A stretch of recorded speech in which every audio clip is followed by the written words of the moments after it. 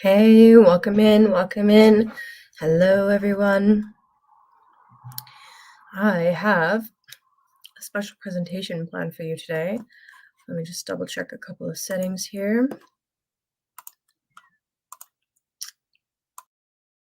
There we go. Proper microphone. Okay. Before I get into the presentation, I would like to, first of all, give it a couple minutes to let people get in here. Share this out to your friends, let people know. I don't do a ton of advertising. I really honestly rely primarily on word of mouth. So let me just post that I'm live here.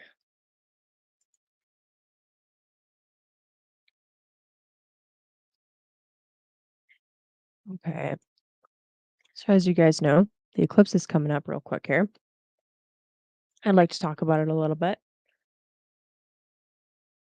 We're going to go through the eclipse, what the eclipse in Pisces is all about, the configurations for this particular eclipse. We're going to look at the chart. We're going to go back to the last couple of times that we had the eclipses on the Virgo Pisces axis. What time frame was that? What houses that would be for your rising sign, and see if we can establish some kind of pattern for you here so that you can kind of get an idea of what to expect with this eclipse cycle.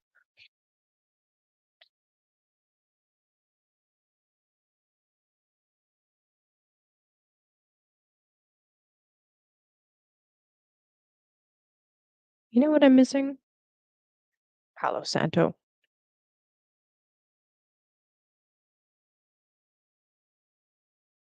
I'm missing Palo Santo and candles. That's what I'm missing. Hold on a second.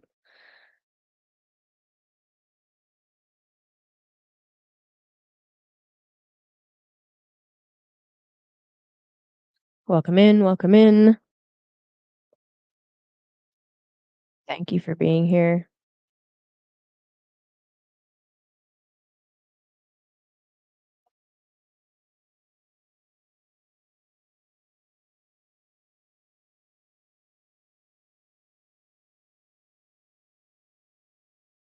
Hey, Kelly.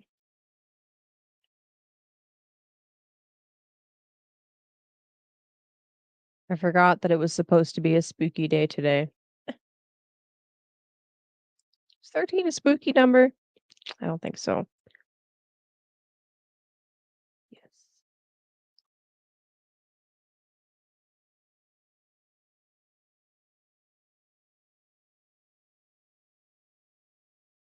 Okay.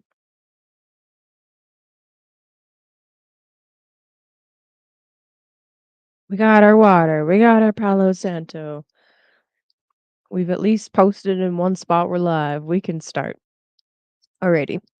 So, for this eclipse, this one coming up will be on the 17th of September. I'm missing a window.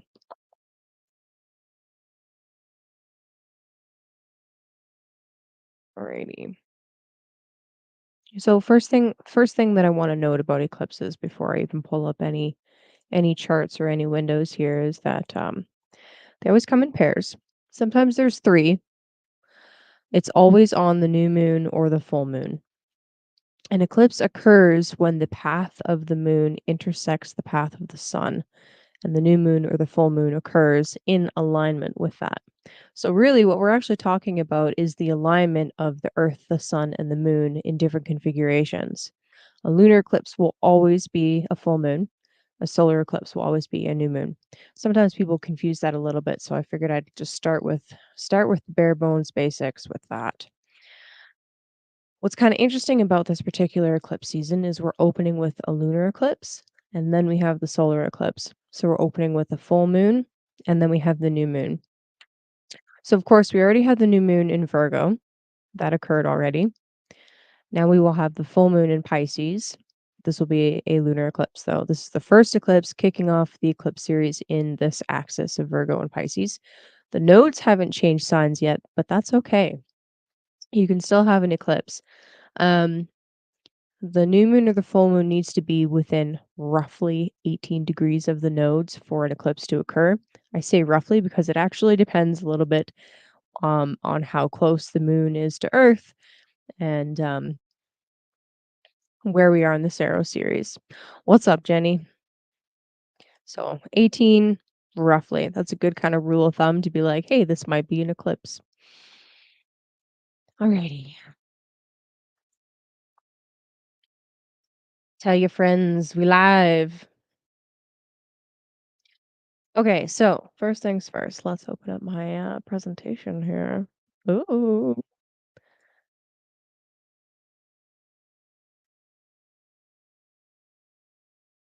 So for this eclipse, it is occurring at 25 degrees of Pisces.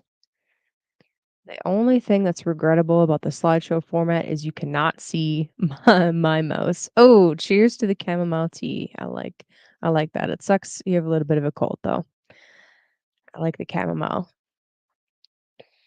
All right, you can't see my mouse cursor, so hopefully these are illustrated well enough for you. All right, well let's get started, shall we? So the lunar eclipse is happening at 25 degrees Pisces. The times, actually, so let me actually just open another window here. So for anybody that's curious, I'm going to give you the times in mountain time. You'll need to do the math to figure out when that is in your time zone, but I can also give you the universal time or the Greenwich time if you guys would like. The penumbral eclipse begins at 6:41 p.m. on the 17th of September in mountain time. Partial eclipse begins at 20:12, so that'd be 8 p.m. Yeah, 8 p.m. I had a moment there. 8:12 p.m.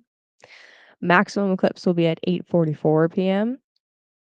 And then the eclipse will begin to be winding down by 9:15, and then it'll be completely over by 10:47 on September 17th.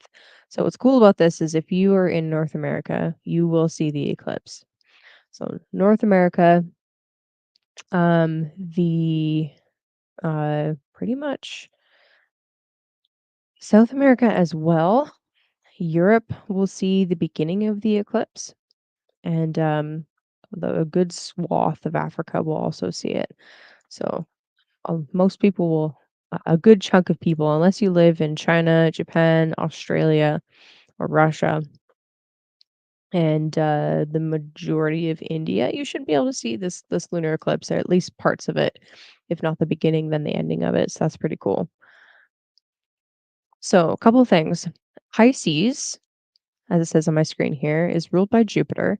And it's also important to take into consideration Venus, because Venus is the exaltation ruler of the sign of Pisces. So you could say that Pisces is of the nature of both Jupiter and Venus. So when it comes to an eclipse, we want to know where is Venus and where is Jupiter. Venus happens to be at home in Libra. She's placed in this chart. She's in the seventh house of Libra, the 23 degrees. So she will actually be at home, however, blind to the eclipse. So that's one thing that we actually want to look for is when we're assessing the severity or the intensity of an eclipse. We want to see, can the benefics see the eclipse? So in Hellenistic astrology, and in conjunct, where a planet is 6 or 8 houses away from another, you actually can't see it. Kind of weird. I know it's definitely quite a bit different from modern astrology, but that's how it is. So Venus cannot see the eclipse, but she's at home. Jupiter, however, is at 20 degrees of Gemini, so Jupiter is considered to be in exile, but is able to see the eclipse. He's actually squaring the eclipse. So I actually think that that's positive, even though considering a square is technically a more tense aspect. Jupiter just being able to see the eclipse will help a little bit. What kind of help can we expect from a Jupiter in Gemini? Well, we might overanalyze the situation, but for some folks, the ability to technically analyze a situation can actually help calm some of the anxieties that come up. So I don't think it's necessarily a bad thing. It might be really tempting to want to get all of the information. And actually, while preparing while preparing this presentation, I definitely felt quite a bit of that. I really wanted to cram in as many of the details as possible for you guys, but decided to try and simplify a little bit. So bear with me here. This eclipse is happening in the third decan of Pisces. So each sign is broken up into 10-degree decans, 0 to 10, 10 to 20, and 20 to 30. The third decan is associated in the tarot with the 10 of Cups. Now, interestingly enough, this particular decan is actually ruled, it's a double Mars decan. So I actually have a slide here showing you the decan map. So we'll get to that in a second here. Let's talk about Pisces first. So Pisces is the water temple of Jupiter. It is called a double-bodied sign. A key word I like to associate with Pisces is magnanimous. And in Pisces, the qualities of Pisces are actually that darkness is still dominating, but light is growing. And there's a dramatic turn towards the domination of light that occurs during the season of Pisces. This gives the sign a huge amount of the flavor and the meaning that goes along with it. So with water temple, we're talking about connection. We're talking about magnanimous. Oh, hey. Lil Cole was my rap name. Nice. When we're talking about Pisces, we're talking about water. We're talking about connection. We're talking about a Jupiter ruled water sign, which brings in this aspect of hope. Darkness is still dominating, but there's hope towards the light, right? There's hope towards a turn towards illumination and the comfort that light brings, right? But we're not quite there yet with Pisces. The Venus aspect of Pisces brings in this desire and this want towards pleasure and harmony that Pisces brings. Here's my Decan map. Ooh, I worked so hard on this. Okay, so there's 2 wheels in the Decan map. The inside wheel has to do with the Chaldean order. So you'll see if we start from the slowest moving planet, it goes Saturn, Jupiter, Mars, Sun, Venus, Mercury, Moon, and then it repeats over and over and over again. Around the circle we go, except for this one spot right at the edge of Pisces and the beginning of Aries. There's a double Mars here. It's the only place in the Chaldean order map that repeats like that. It's really weird. I think there's some really solid solid logic and reasoning behind it, but we'll get to that in a second. The outer wheel is called the triplicity rulership. So those decans follow the triplicity rulers. So example for Pisces, the first one is ruled by Jupiter, which happens to be the ruler of Pisces. The middle decan is ruled by the next water signs ruler, which would be Cancer, therefore Moon. And then the third decan is ruled by Scorpio's ruler, which would be Mars. And it goes and continues for each of the signs and their decans. So there's a few places on here. This is really a trip to sit and and just contemplate the different rulerships here. But there's a few places where the decan rulerships actually agree. This decan and the next one actually happen to be 2 of them. And it's fascinating that it's right on the cusp of the spring equinox, that it's like Mars, Mars, and Mars, Mars. Really cool. There's a lot to contemplate there. At the end of Pisces, if you think about it in the map of the year and the seasons, at the end of Pisces, we're in this really collective kind of like soup, right? And Mars is about severing. Mars is about ending things, severing, deconstructing, and then rebuilding. With Pisces, and particularly once you get to the end of Pisces, there's this disillusionment that's been going on, and kind of like this soupiness and this wading through, like, oh, the slog of winter, really. Like, when is it over? Thanks, Jenny. When is it over? When can we kinda, like, move on from there? And Mars is kinda giving this, like, huge push of, like, "No, you have to keep going. Um, Spring is right around the corner. There's hope here, right?" But it's colored strongly by this presence of Mars. And then right as the spring equinox occurs and we enter into Aries, we continue with the double Mars theme. So the double Mars theme, once we cross over into Aries, is like, all right, we have to cut away dramatically from the collective to continue on our own individual paths. So it's really fascinating.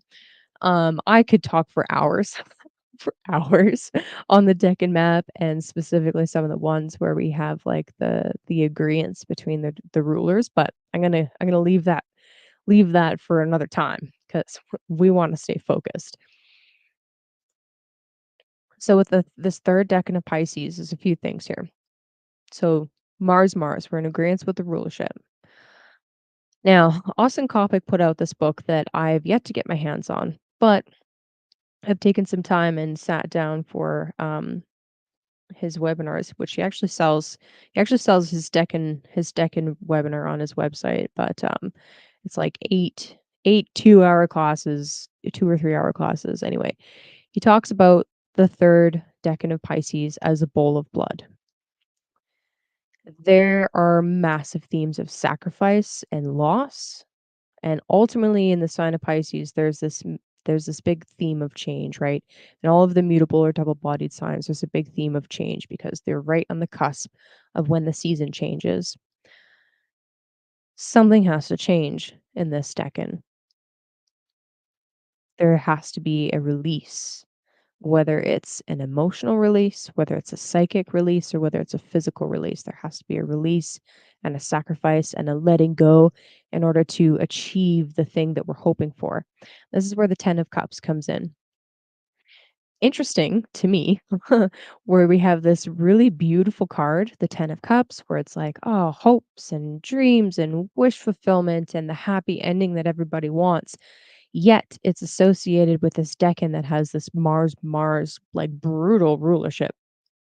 So, what are we trying to get at here? What are we letting go of or sacrificing in order to achieve that dream?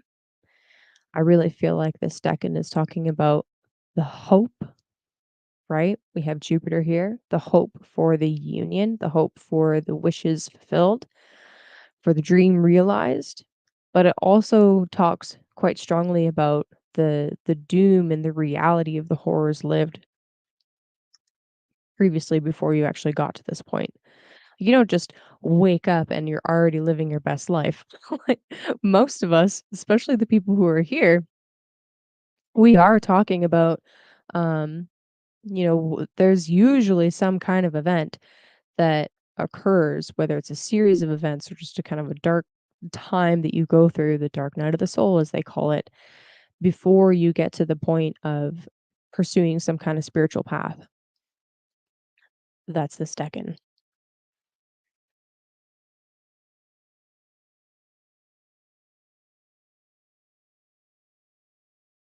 Of course, we got to talk about where the sun is. The sun being in the sign of Virgo. Again, this is another earthy feminine sign, or this is another feminine sign, sorry, but it's earth, right? Another double-bodied sign. I was just commenting today, actually, about how not even a couple of days ago, it felt like it was still summer. And I'm up in Canada, so our season turns quite a bit sooner than most of you guys. I'm assuming most of you are American. Um, but anyway, it was summer, and then the next day it just wasn't. All of a sudden, it was very quick. It was beautiful. It was like short and t-shirt weather, and then it was rainy and dreary and cold, and I actually had to put on fuzzy socks. Like it was very sudden. So I think it's really interesting to sit down and contemplate how Mercury and Jupiter both rule both of the signs on the cusps right before the seasons change. The Mercury ruled signs are right as we're about to enter a darker time of year. and the Jupiter ones are right as we're about to enter a brighter time of year. So that's a really interesting kind of trip to think about. But with the sun being in Virgo, and we are talking about a full moon, so we are talking about opposites. We want to kind of highlight like how this is we're still in a time seasonally wise where light is dominating, but darkness is growing. On the moon, the moon being over in Pisces is in a place where well, darkness dominates, but light is about to grow. So we're really kind of weighing out, right? We're weighing out these differences with the full moon, and we're trying to bring them into balance. Oh, old world Micmacs Canadian. What's up?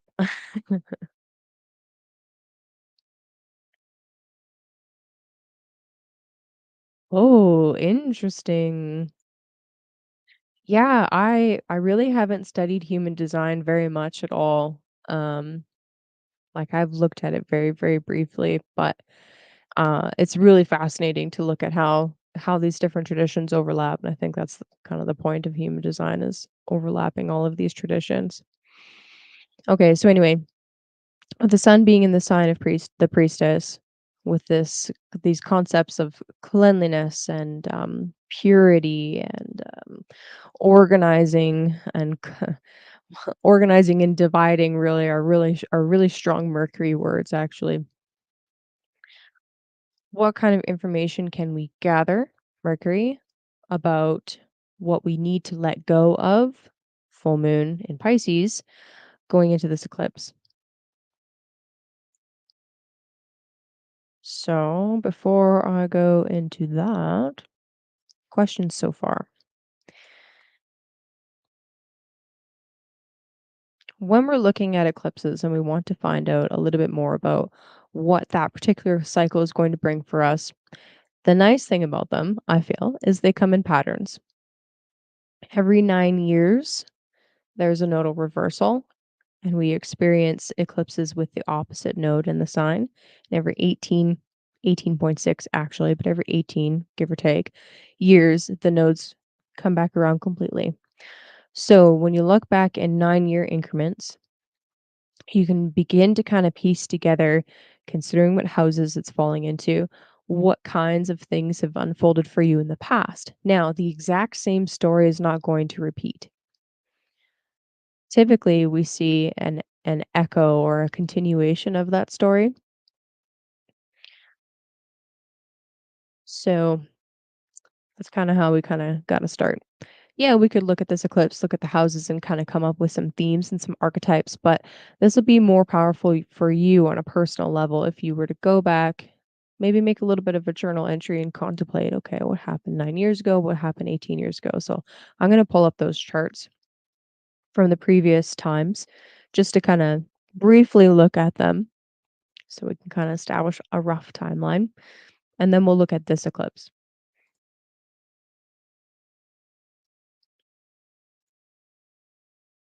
I don't have it open. Hold on.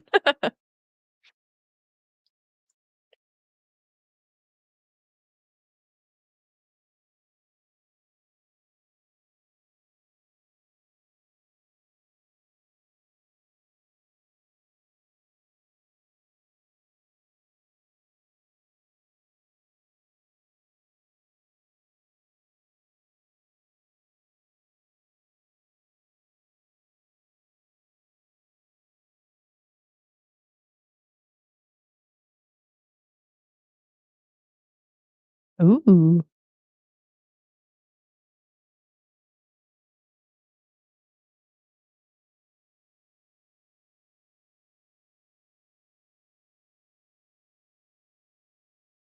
it's taking its sweet time loading.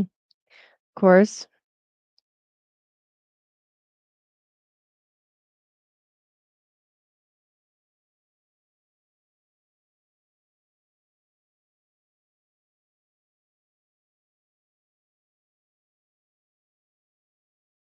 Okay.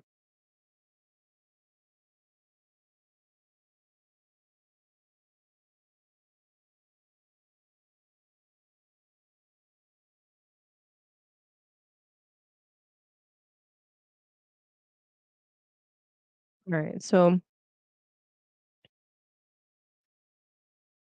September 2015.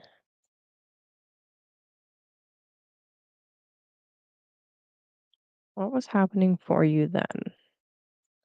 This is actually pretty close to um, a solar eclipse. So too far. Oh, it's like half a day away. Anyway, September of 2015. Where were you? What were you doing?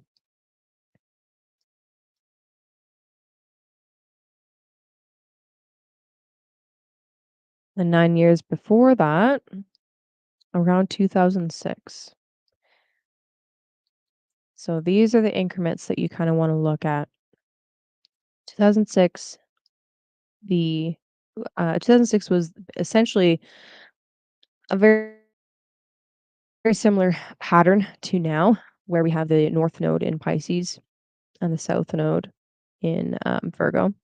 So another thing, actually, before I kind of move on, I guess it would be prudent to talk about the meanings of the North and the South Node because they are a pretty major component of the eclipses, obviously. So, with the North Node, from the Hellenistic perspective anyway, the North Node generally talks about an increase in energy and focus. Oh, wait, I want to go back. So here we are right now with the North Node still in Aries, making its way towards Pisces, but we're talking about an increase in energy in the sign of Aries for now until they move into Pisces. Then we'll be talking about it in Pisces. The evolutionary perspective talks about the North Node being about our future karmas and things that we're unfamiliar with and that we want to develop more of.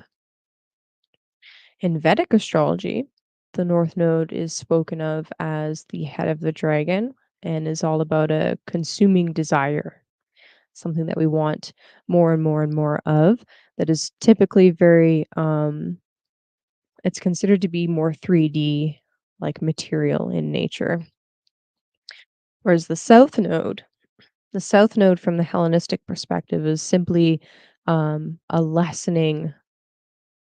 It's just it's about a release, but it is about less and less energy going towards something. From the evolutionary perspective, they view the South Node as our past karma usually, and something that we don't necessarily want to spend a lot of time on because it's the past. They say that you want to focus on your North Node in order to continue to evolve. In the Vedic astrology tradition, they look at the South Node as it's called K2. It's the head, or sorry, not the head, my goodness, it's the body of the dragon. And it is actually more about spiritualizing something. Oftentimes with Vedic astrology, they will talk about the South Node as you're being cut off from that thing periodically. And uh, you have to learn how to view that thing, that topic, usually something that's associated with the house that it's in a more spiritual terms. So those are a couple of different ways of looking at the nodes. Personally, I most closely align with the Vedic Astrology Association of the nodes. Um, and I do see I actually really like the simplicity of the Hellenistic way of looking at it. I used to really be into the evolutionary view of like, yeah, this is about evolving and spiritual evolution and all this stuff. But I don't know. I struggle a little bit with this idea that like you're not supposed to pay any attention to the South Node because it's less evolved. I think that that concept does people a disservice. But anyway, that's besides the point.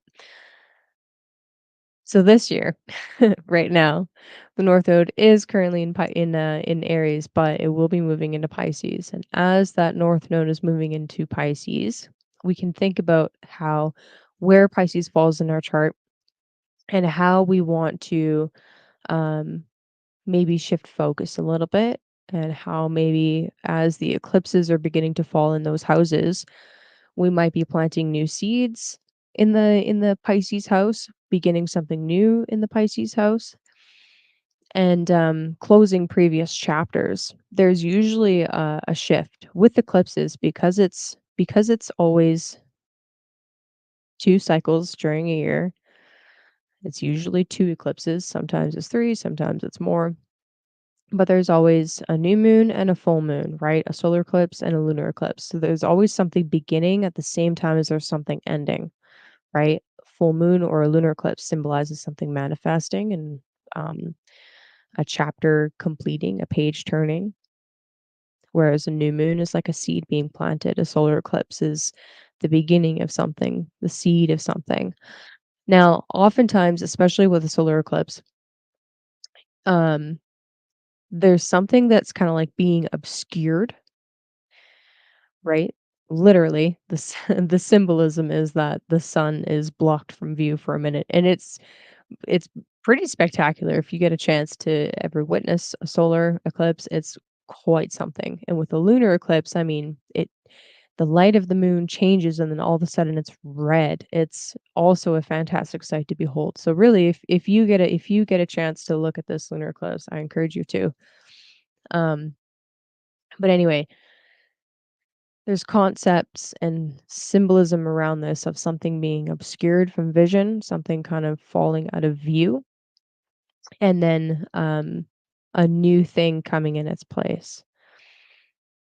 So some things to contemplate for you.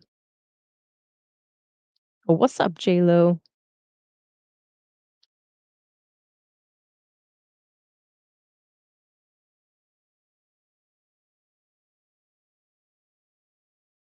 Oh, shout out to Mango.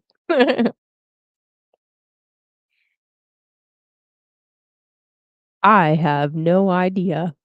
I don't think he was born during a solar eclipse. I think he was born during a Jupiter Saturn conjunction. But that's just my opinion.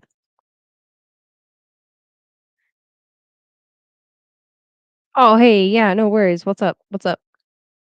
Valiant Vulture, I did see your question. Honestly, I don't know. I don't think that Mars is a binary with the sun, although I think it's an interesting concept. It's definitely something to contemplate and something that I would need to read more on to be able to give you a really solid answer. So that's my best answer right now. Okay. So, go back 9 years. 2015, September. This is when we started to have, well, not September specifically, but around 2015 we began to have eclipses in the Virgo Pisces axis. What kind of themes came up for you around that time?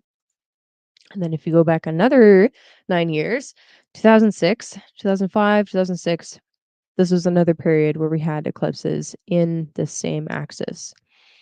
So typically you should be able to identify some kind of pattern, some kind of archetype that began um, playing itself out. Now, depending on how old you are, I'm in my 30s. So 2006, I was pretty young back then. And 1997, 96, 97, at this point that's too far back for me. It's like, yeah, okay, I was alive, but I was a child, so it's less helpful for me to look at that time period. But for those of you that are here that are older than that, 1995, 1996 is the last like 9-year increment that you kind of want to look at. Okay, so let's come back here. Graduated in '06. I graduated in '09. So anyway, graduated in '06. Um, yeah, that's interesting. Do you know what your rising sign is? Okay,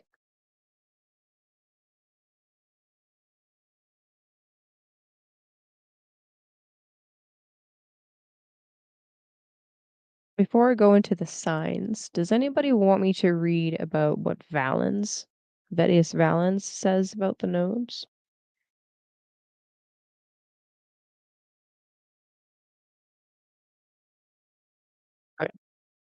I'm gonna read it anyway. Okay, so this is actually from Chris Brennan's book.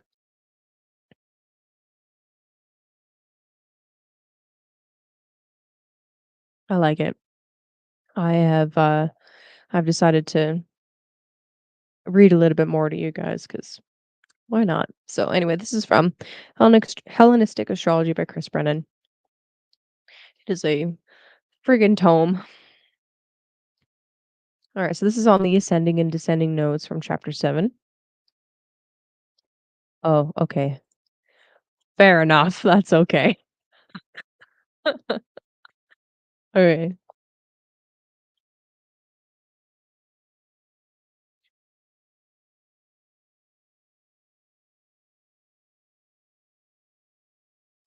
Open my email here. Hold on.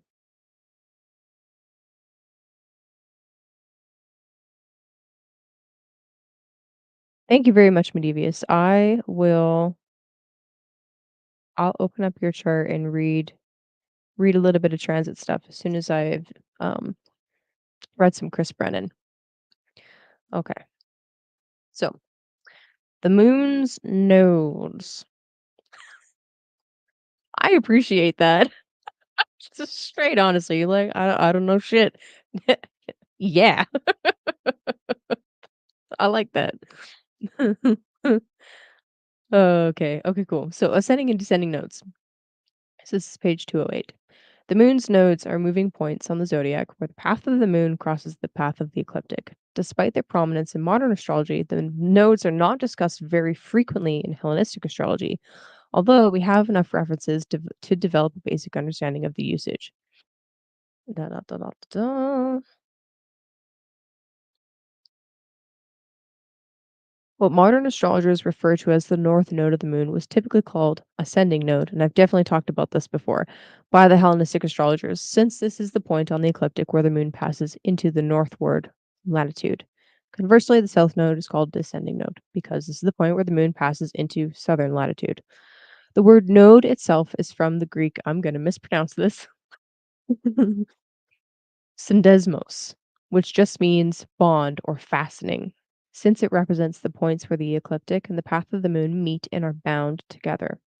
In the text, the nodes are also sometimes referred to as the eclipsing places because when a new moon or full moon takes place near the nodes, it will result in a solar or lunar eclipse.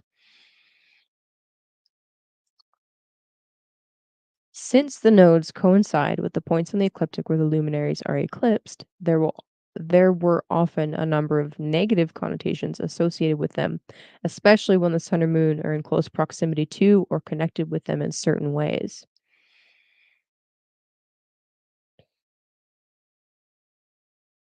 Balance says that the nodes are powerful. Dunes, oh, another Greek word that I'm going to horribly mispronounce. Where's Chance? Dunestikos, and he strongly advises against using inception charts or electional charts when the moon is conjunct, square, or opposing the ascending node, especially by a degree. So that's an interesting note. And that sucks for anybody that that has a natal chart with the moon right on the node, like myself. So, anyway, he says the new ventures that begin when the moon is passing over the eclipsing places will not be brought to completion or will be incomplete, inconstant, and subject to punishment. Like, that's pretty savage, honestly. He goes on about uncharacteristically long and pessimistic rant in the same chapter about the moon being configured to the nodes by hard aspect and how problematic it is in inception charts, evidently based on his personal experiences, saying, beware of starting anything. Do not sail. Do not marry. Do not have meetings. Do not begin anything. Do not plant. Do not introduce. In short, do not do anything. Like, that's, come on, man. Like, I gotta live my life. What has been started will be judged insecure or prone to come to a bad end. I shouldn't be reading this to you guys. I'm sorry. It will be something regrettable, incomplete, subject to penalties, grievous, and not lasting. If someone seems to have begun the development of some business in these days, the business will go bankrupt, will be troublesome, subject to penalties. Like, oh my god, it goes on and on.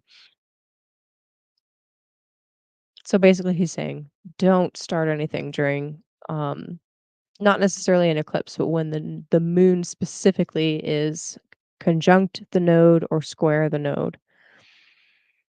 Valens goes on to say that while he has long been aware of this general rule, sometimes he would still have to initiate certain activities at times when the moon was on the nodes or aspecting them by square or opposition, and each time he observed the things went awry and were subject to delays and problems. Hephaestio, different astrologer, similarly says that in inceptions, the nodes indicate things that are incomplete, defective, and subject to reversals. That sucks. Don't breathe too loudly. Do not pass go. Yeah. I'm like, oh, damn. Okay. Uh, and me, I have a node in my first house, so I am offended right now. But anyway, elsewhere he says that the moon becomes bad when on the nodes or in her southern latitude. So that's really interesting. He's saying that after the moon has passed the south node and is in the southern latitude, that it has difficulties. Like that is quite literally half the month. That's really intense. That's a long time.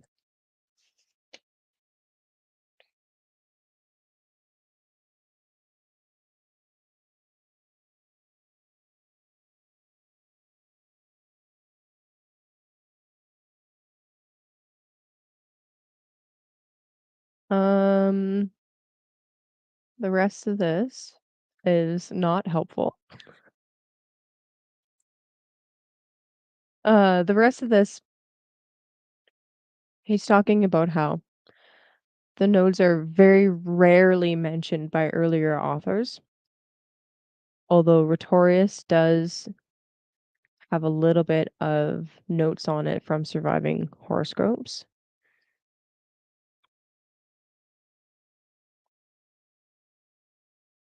In Rhetorius's work, the ascending node is generally treated as being good when it is together with the benefics, but bad when it is with the malefics. Whereas conversely, the descending node is treated as being bad with the benefics, but good with the malefics. It's like that because the descending node is considered negative, if it's with another negative, they like cancel each other out or something. I don't know.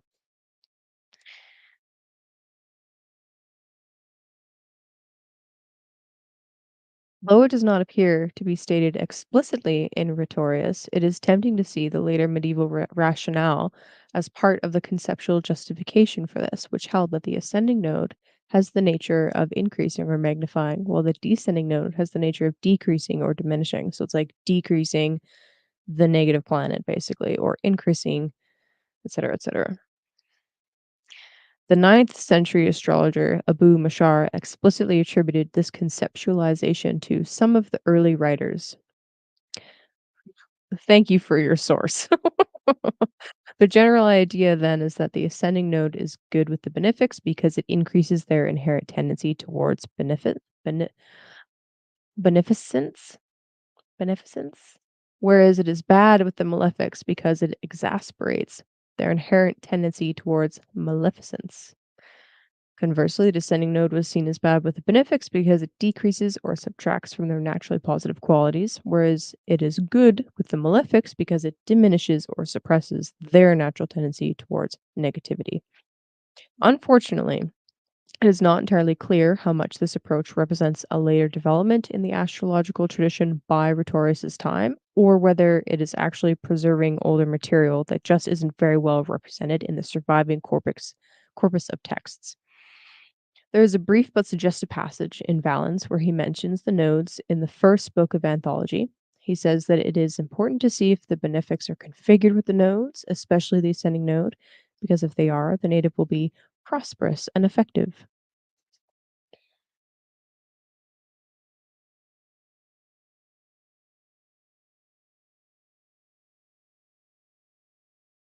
So it's really unfortunate that we have some surviving texts, and then there's like this breakdown of what has survived and what we've been able to translate that has survived.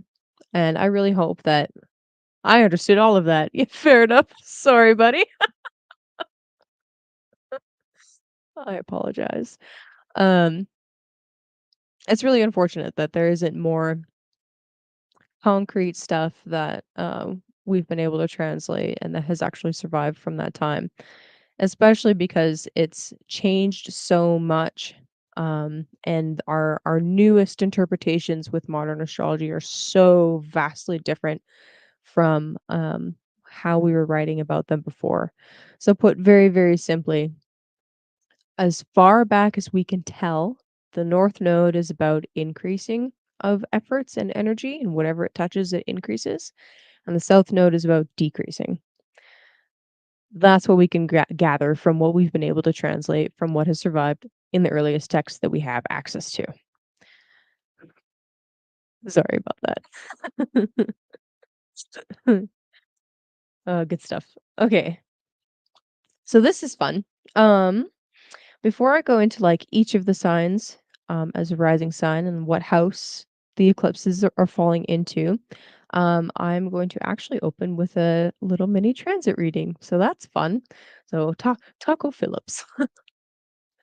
I love that name. I'm going to open up your chart. Do you want me to keep your birth data anonymous? I can do that if you would like. Esquire the third. Taco fillings. Man. Sometimes I can't tell if I'm being trolled or not. It's like, what kind of tacos are we filling, man? Like, I don't know. But anyway, let me know. I can pull it up as anonymous if you'd like.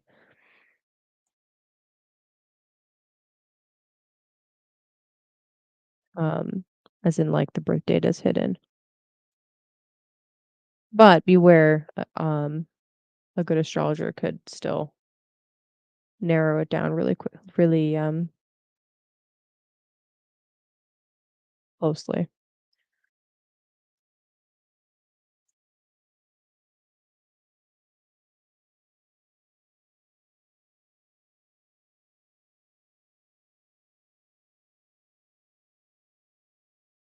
Don't. Okay, fair enough. You never know, dude. You never know.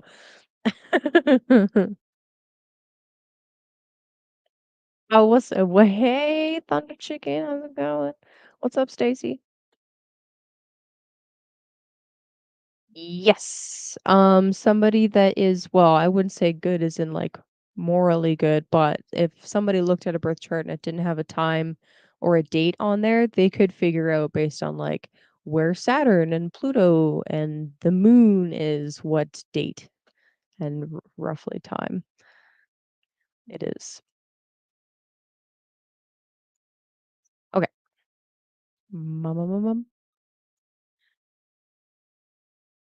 Oh, well then. Alrighty. Yeah, yeah, I'm into it. Okay.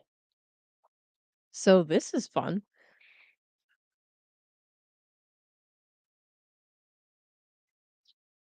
Okay, Taco, if that is your real name. Couple of things stand out to me right away before I even pull up the transit wheel itself. The eclipse will be squaring your Mars Uranus opposition to the degree. So that's going to be very powerful. They'll also be falling in your first and seventh house. So since the eclipses are moving into angular houses for you, this is going to be a very transformative period, I would say. Okay, so let's actually open up the transit wheel so you guys can see what I'm talking about. And just give me a second. I want to take out those lines because they are distracting. Like them. Okay, much cleaner. Okay, let me just scroll forward to the eclipse itself. Oh, of course, they came back. That is really annoying. Apologies. Okay, so the outer wheel, for those of you that are unfamiliar, are the transits. So on the 17th of September, this is where the planets will be on the orange wheel. The middle wheel is Mr. Taco Fillings Esquire the Third's natal chart. So a couple of things. First of all, you're actually, well, you were, and I guess still are technically going through a nodal return. So that's really interesting. Typically when you experience nodal returns and nodal reversals, they often bring with them some fairly significant life changes. So I would be really interested to have a conversation with you about some of the patterns that you've seen come up around the age of, 18 and then 27 and then if I can math, probably 36. We can math. Yes. What some of those themes were as you've experienced the nodal return and then the nodal reversals. Um, because of course, with the nodes returning to the same place they were in your birth chart, you would experience the same eclipses that were occurring when you were born. So there's a really interesting kind of echo that tends to occur. It usually carries with it the house significations where the nodes are. So, trying not to go too far off track here. But, I would anticipate there have been some really interesting changes as far as your resources and your shared resources or your karmic ties go, specifically because that's the 2nd and the 8th house. But anyway, these eclipses, as we're moving into the Pisces Virgo axes, these eclipses will be falling into your 1st house of self. So the 1st house quite literally represents your body and your personality and your identity, and the 7th house of others, but also pleasure. So the 7th house is most commonly associated with our spouses and partnerships. Sometimes business partnerships are seen here. In Hellenistic astrology, the 7th house is also quite closely associated with sex and pleasure. So fun, fun, fun, fun. Typically, what you see as the eclipses start to happen in this axis is different aspects of yourself tend to fall away, and it's naturally occurring. It's not like you wake up one day and you're like, "Well, that's not me anymore." Bow, bow, bow, bow. It's more like for some folks, it's a subtle thing that happens. For others, there are dramatic events that are very easy to spot. That's like, "Yep, that was that turning period. I don't do blank anymore," and, it really stands out. So that will be really interesting as the eclipses kinda begin to fall here. Um, I'm really curious how Saturn in the 1st house has been treating you since Saturn is in Pisces right now, midway through Pisces. Um, yeah, actually, I'm gonna check in on the chat real quick. All the Yeah. All your Pisces need hugs. That's true. Interesting. Yeah, so there's that 8th house. Okay, I gotta scroll back the chat a little bit. Who's 33?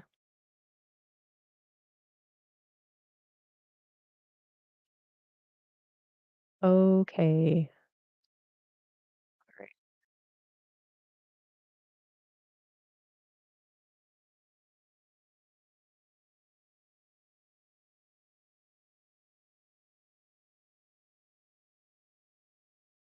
Live shows with your band at 18. Okay, that's really interesting. Did you start making money from those live shows?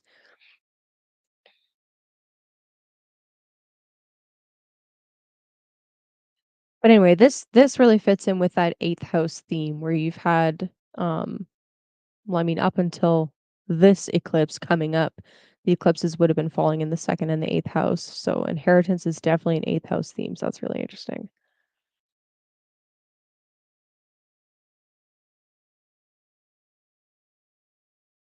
Ooh, okay. Yeah. Uh, that's fair enough, honestly. The death and rebirth theme is the nodes are returning to each other.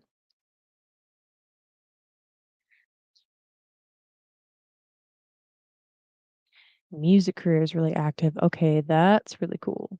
Um,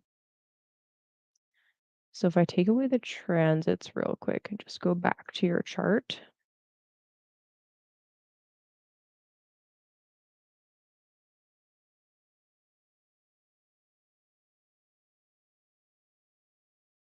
what's really cool about your chart, you have your 10th lord. So the planet that most closely represents what you're known for in the world. I mean, other than that really interesting stuff that's going on, which we would talk about in like a natal chart reading. So you have your 10th lord, Jupiter, which rules Sagittarius in the second, with Venus.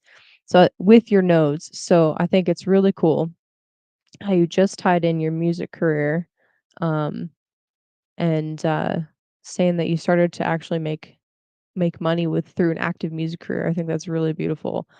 With I'm really curious what kind of music. I'm like, are we talking Aries? Are we talking like metal? Or are we talking something that's really unique and groundbreaking? I don't know.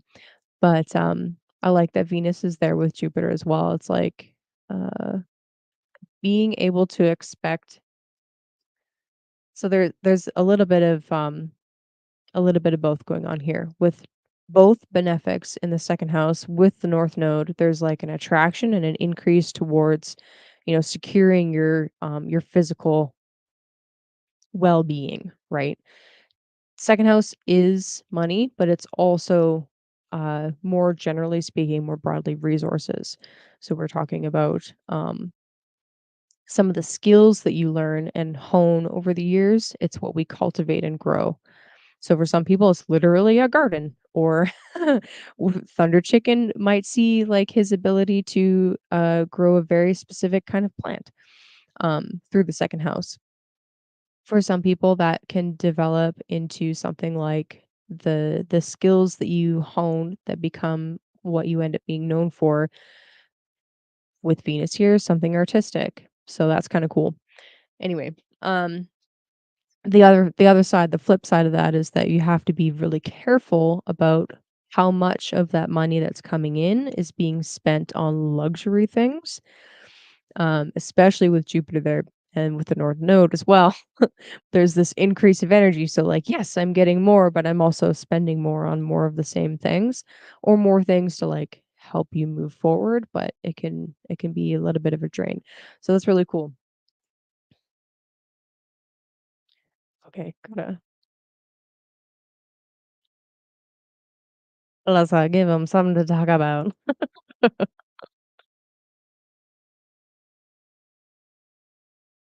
Oh, really cool. Okay, relaunching music projects. Very cool. I like that. So using the inheritance. Okay, that's neat. So using the inheritance, something gained through the South Node to push you forward. That's really neat.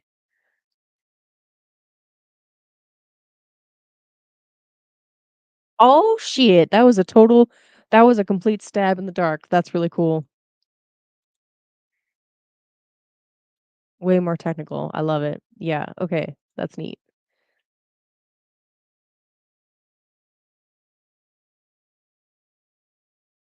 Jeez. Stacy.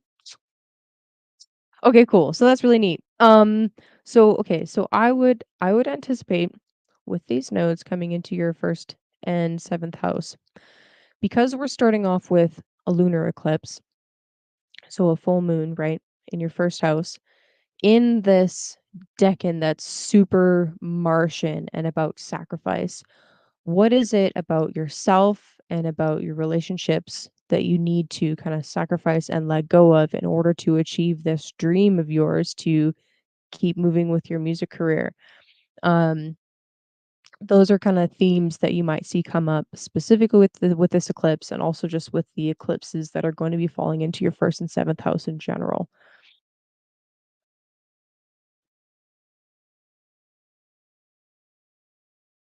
Like greed. Oh my gosh, you guys. uh, um, the other thing that's kind of neat about this eclipse coming up, and just the fact that it's squaring off with this super tight Mars-Uranus conjunction.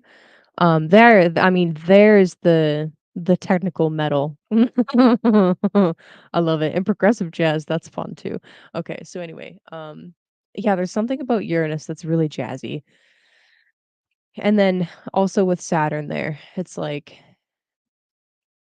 you might think that, well, okay, somebody that doesn't understand music theory, maybe, or somebody that doesn't understand how technical progressive metal can be, might not think that there's like a really intense structure going on. But the Saturn with the Uranus there, it's like there's structure 100%, but it is not a structure that you can necessarily uh, see at a quick glance.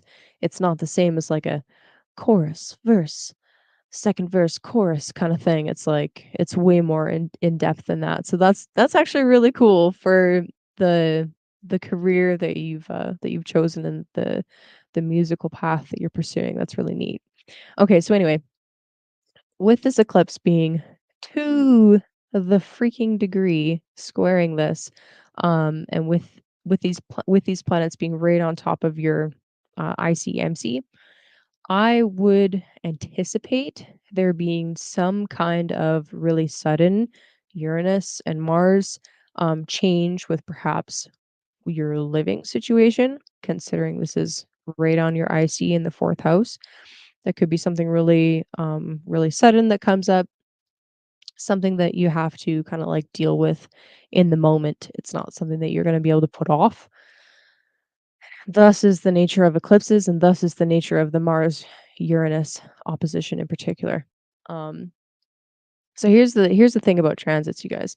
I could talk all day long about the eclipses in the first and seventh house, but ultimately, because it is aspecting so tightly um, these planets natally, it's really going to be bringing to the forefront the natal promise of those planets. So Mars on the IC in Gemini, opposing Uranus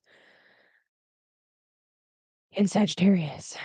So what do those planets bring up? Again, there's a really strong tie to the second house as Mars rules the second house. So what kind of income or resources or skills are you going to need to use to kind of establish yourself and root yourself down? And interestingly enough, for your chart, Mars also rules the ninth house of your spirituality and religion. So I could see themes around both your money situation and your spirituality or religion or whatever being somehow tied into some kind of event that occurs around either how you're known in the world or and really not or and your property or yeah, let's just keep it simple, property. So if you're planning to move, I think that's really fascinating. There could very well be just some crazy string of events unfolds, and I say crazy because Uranus. Some kind of string of events unfolds where it's like, okay, I wasn't planning on doing it right now, but here's the opportunity, so let's jump, that kind of thing. International move. It's gonna happen, buddy. It's gonna happen. So this eclipse specifically, um, well, because it's aspecting Mars, it does say quite a bit about eclipses or not eclipses. sh- Words hard. Words are hard. It does speak to finances. Um, I would consider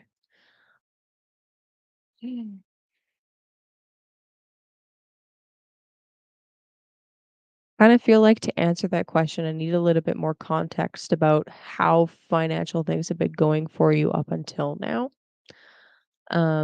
The reason being is like, okay, we have this pile up of planets in your second house, and you're expecting that inheritance with Venus in the eighth house. I think that looks good.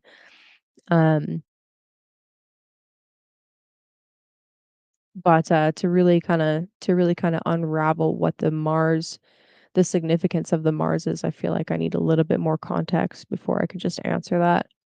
Um, I think the best thing I could say without speaking to you one on one is really like this eclipse is definitely going to be activating a planet that rules your finances. Um, Now you do have a nighttime chart. So one thing that's kind of nice about having a nighttime chart is Mars is viewed as the malefic of Sect. Mars is on team night. So there's team day and team night for those of you that aren't familiar. For those of you on team night, meaning the sun is below the horizon, Mars tends to show more of its constructive aspects. So that's good. Saturn tends to show more of the less constructive aspects. Not good. Of course, over time, it's you usually find ways of dealing with the malefic out of sect and just learning to live with it.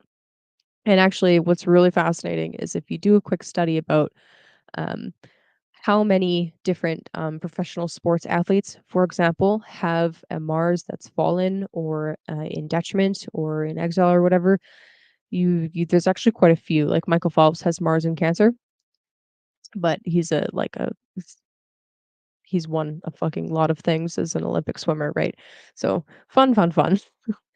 Anyway, yeah, I really feel like I would need to have a conversation with you about how finances have been going up until now to see kind of what Mars is bringing, but because that eclipse is aspecting it like exactly to the degree, um I would anticipate the eclipse to bring up some kind of change or some kind of sudden, not necess I like, the word that wants to come out is reversal, but I wouldn't say necessarily reversal. Um, it could even be something like something that you've put out up until now suddenly goes viral, like, that's a very Uranus on the MC kinda thing, um, which in turn obviously would affect your finances, blah, blah, blah.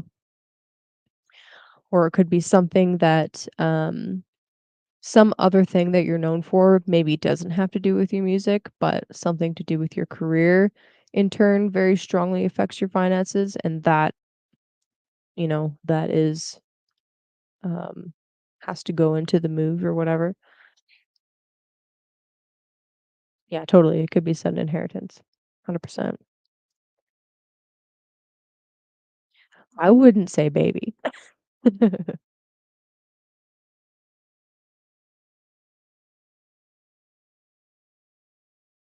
Yeah, exactly, right? Like, very, very suddenly, and what's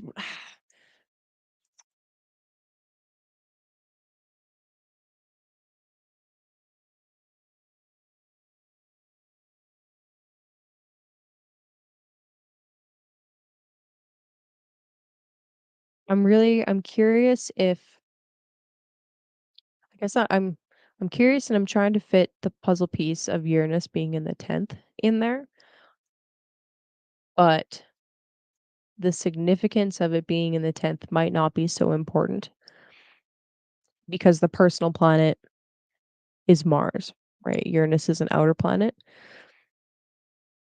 So it is lending its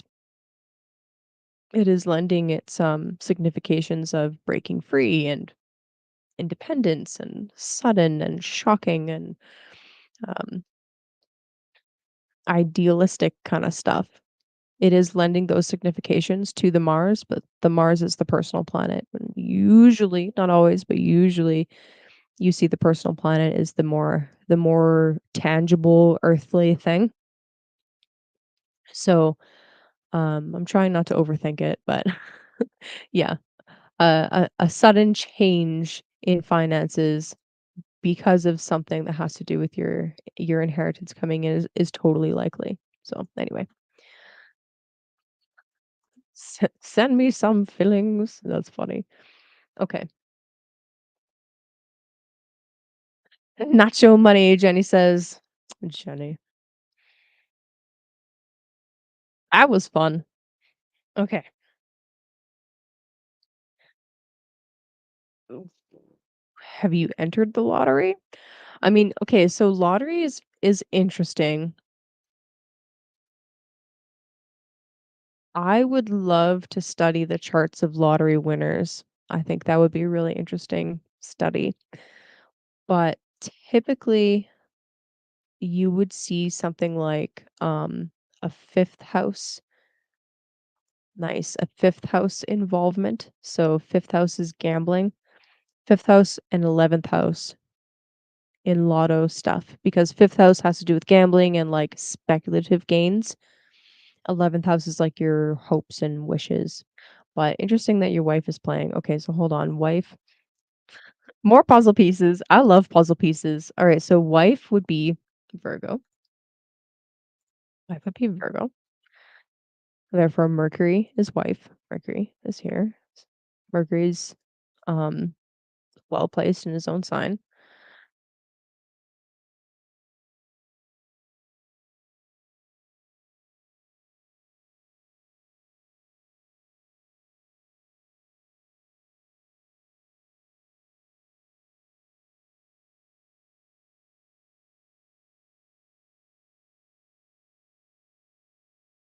I don't see anything that's like really standing out. Let's see. Hold on. One, two, three.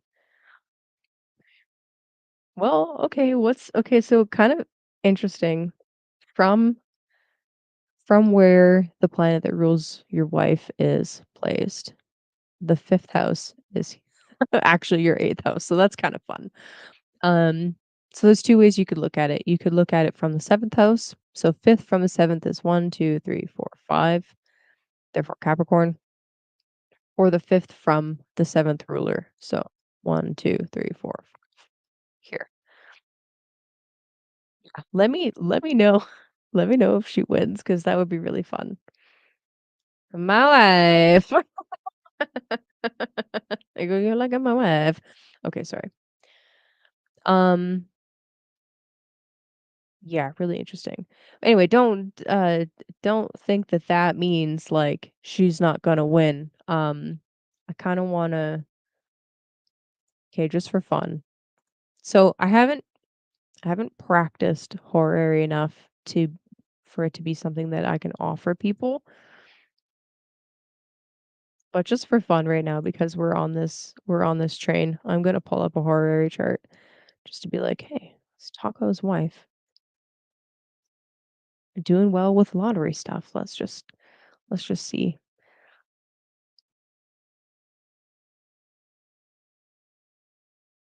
Okay, so one thing I do know about horror, when you pull up a horary chart,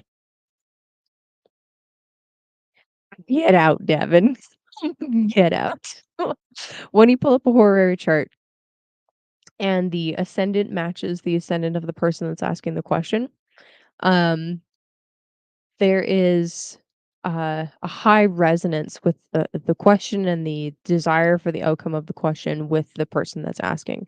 What's kind of cool is I just pulled up the chart for right now. It's not a Pisces rising, but it's an Aquarius rising. Taco just told me that his wife is an Aqua rising, so that's kind of neat. Um,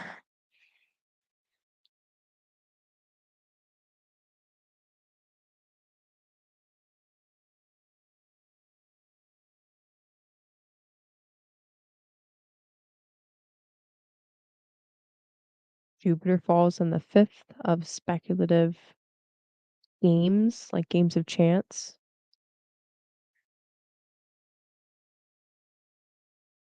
So that's nice. That's a positive. Moon is in the 12th house though in Capricorn, so that's not good. Um that basically means that the where the moon is placed in a horary chart is speaking to the emotional nature of the person. Not the emotional nature of the person asking the question, but what their emotions are like right now. Um so in Capricorn, we're talking about feeling a little bit disconnected. In the 12th house, though, it's like you already know you're gonna lose. It's like you already feel like you're gonna lose. Um, Interesting. Okay, so But at the same time, like, the 12th house can be speaking of international things too, so that's kinda interesting. Especially with the moon in Capricorn because the moon rules Cancer, which is opposite of Capricorn, so it's like the moon is already in a foreign land. That's kinda neat. Okay, so anyway, 5th house is ruled by Mercury. Mercury is in Virgo in the 7th house of pleasure, but endings. Yeah, I don't know. See, that's the thing with horror is I just honestly, I need more practice. I need more practice. But thank you for the practice run. It's inconclusive. I like the placement. I like the placement, even though Jupiter is in exile. I like the placement of Jupiter in the 5th. It's like that is good luck. Um, and then the ruler of the 5th is in his sign of both rulership and exaltation, so that's really good. I don't like the placement of the moon. Um,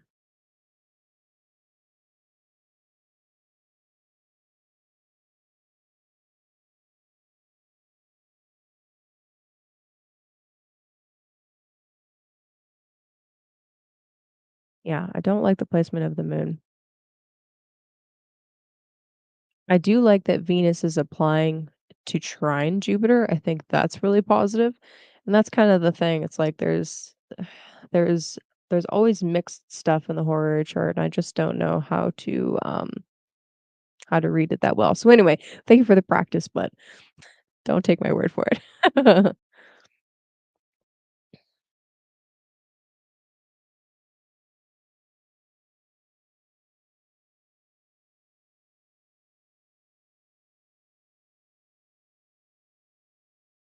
I'd be a Nickelback Rising in your system. Just the worst. Okay, let's move on. Um, I see sudden changes in finances. Because you have so many positive things going on in the 2nd house, they're more likely to be beneficial, but sudden, very sudden. Okay, alrighty. Let's pull up some some charts. Okay, I did a thing. I made a pretty chart this time. Okay, so oh man, Kid Rock Lincoln Park conjunction. That sounds sick, honestly. Hmm. 'Cause I'm Kid Rock.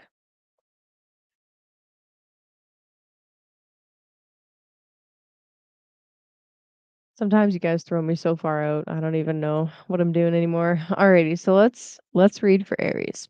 So for Aries, you guys have the eclipse falling in your 12th house. So as the eclipses are moving into the 12th and the 6th, generally speaking, okay, so first of all, before we talk about that, you've just gone through the eclipses in the 1st and 7th. There still is, I believe, one more. I'm forgetting right now off the top of my head, but I believe there's at least one more eclipse on that angular axis. So you're kind of like coming out of and closing a chapter of major change in your life as the eclipses were on that angular axis. Now that they're moving off of the 1st and 7th, for most of you, it's honestly going to feel like a relief. It's like, okay, now that the craziness has subsided, I can kind of like breathe again.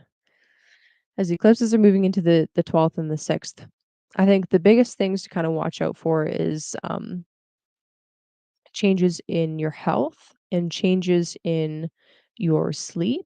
And for some of you, as the North Node in particular is moving into Pisces, this can be a time of increased or a desire for increased solitude or increased meditation.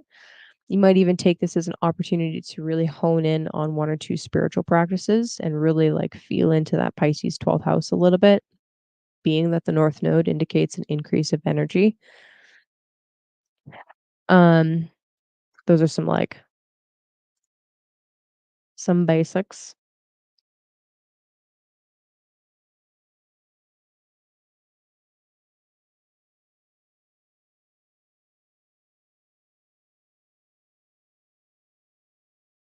Pull a couple cards for you. Oh, you know what I didn't talk about? How the eclipse is conjunct Neptune. There's too many details, you guys. There's honestly too many friggin' details. All right, Stacy, you'll see you later. Um, if I were to sit here and talk about every single friggin' aspect of this eclipse, we would never end the stream.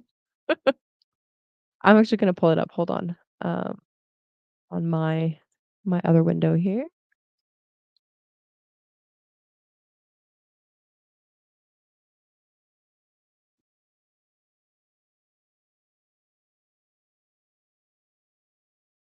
So with Neptune being here for this particular eclipse, I kind of feel like a huge emphasis on the 12th house spirituality is appropriate. And if you find yourself experiencing some really extra weirdness, I don't know, go with the flow. Go with the flow. I think in your guys' case, Saturn could actually be a protective influence. Saturn there right above the moon. Um, because Saturn is a very grounding and boundary oriented energy and archetype. So there's a lot of disillusionment, but also a lot of artistry and a lot of spiritual leanings with Neptune. Thankfully, I feel like Saturn is here to help kind of keep us on the ground. So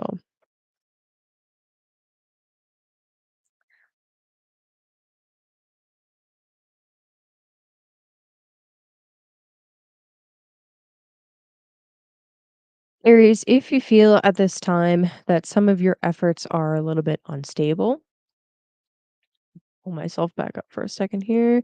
Some of your efforts are a little bit unstable. I pulled the Seven of Swords. Um, don't be afraid of like letting certain plans go for the time being. It's okay if you need to say no to certain things. It's okay if you need to kind of allow something to rest for a little bit. This is the power of Saturn. Um, Sometimes the Seven of Swords can be like you have this perfect plan, everything's going perfectly, but we are talking about an eclipse. There is an aspect of chaos that comes in with this. So the Seven of Swords showing up is kind of just confirming, like, okay, don't expect everything to go perfectly how you want it to go. And again, it's okay to like take breaks and take a rest and kind of step back from certain projects if things feel like they're being sabotaged either by yourself. We are talking about the 12th house after all, or if they're being sabotaged by somebody else. So,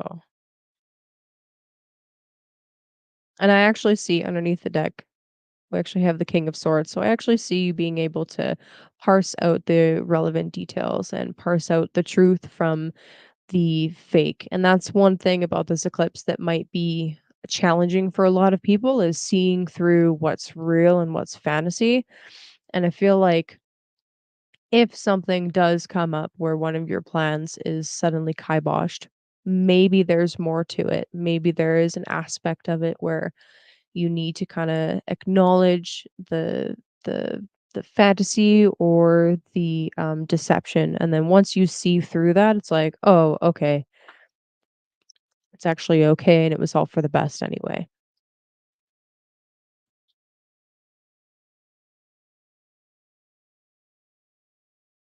Taurus.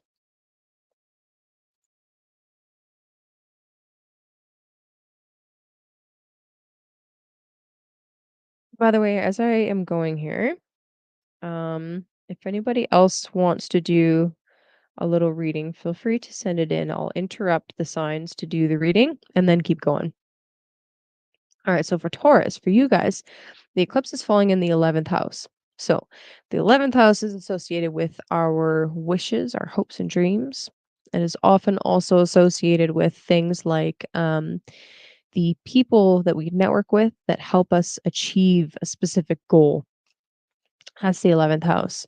So, with the eclipses moving into the 5th and the 11th, I really feel like this is actually a really interesting time where you're most likely going to be changing who you associate with. And considering this is a sign of Pisces, it could very well be that you find yourself aligning with a new spiritual group or a new kind of, maybe even for some of you, religious group or a cult group.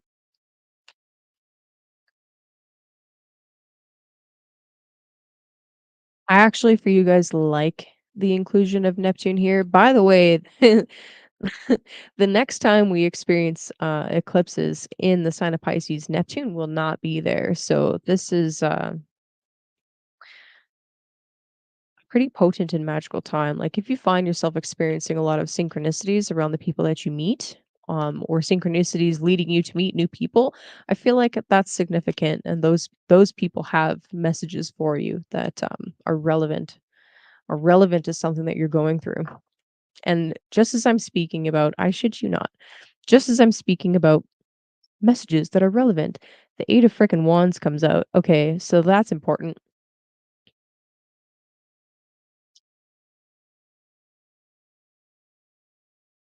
If you find yourself, Taurus, meeting up with new people, there is something that one or more of them has to say to you that is a really important message for you to receive. Whether you stick with these people for the long term is a totally different conversation. You know that saying, people are in your life for a reason, a season, or a lifetime. Totally applies here. Um, I really feel like the Eight of Wands is a potent message. It's something that needs to get moving and perhaps even can help push you in a certain direction. The thing about the 11th house that I feel like is sometimes overlooked is like I just mentioned it as I was talking about the significations of the house. It is about the people that you meet that help you reach a goal. So keep that in mind as different people are crossing your path. We also have the hangman come out. So with the Eight of Wands, the hangman to me is saying that there is likely going to be people that you meet during this eclipse cycle that will dramatically change your perspective on a lot of different things in life. Considering we're talking about Pisces, it could be a belief system that you have. It could be just a worldwide perspective that you have. Um, it could be so many different things. So definitely keep your eyes peeled, so to speak.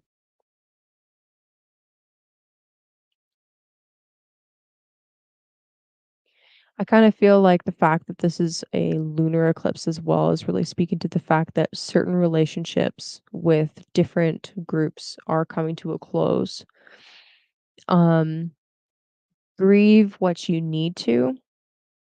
I like that the Golden Dawn Tarot has associated this with Neptune. That's kind of neat. Um, grieve what you need to, but this time frame of disillusionment is necessary in the process so that you can later solidify purified. So allow what needs to let go to be let go.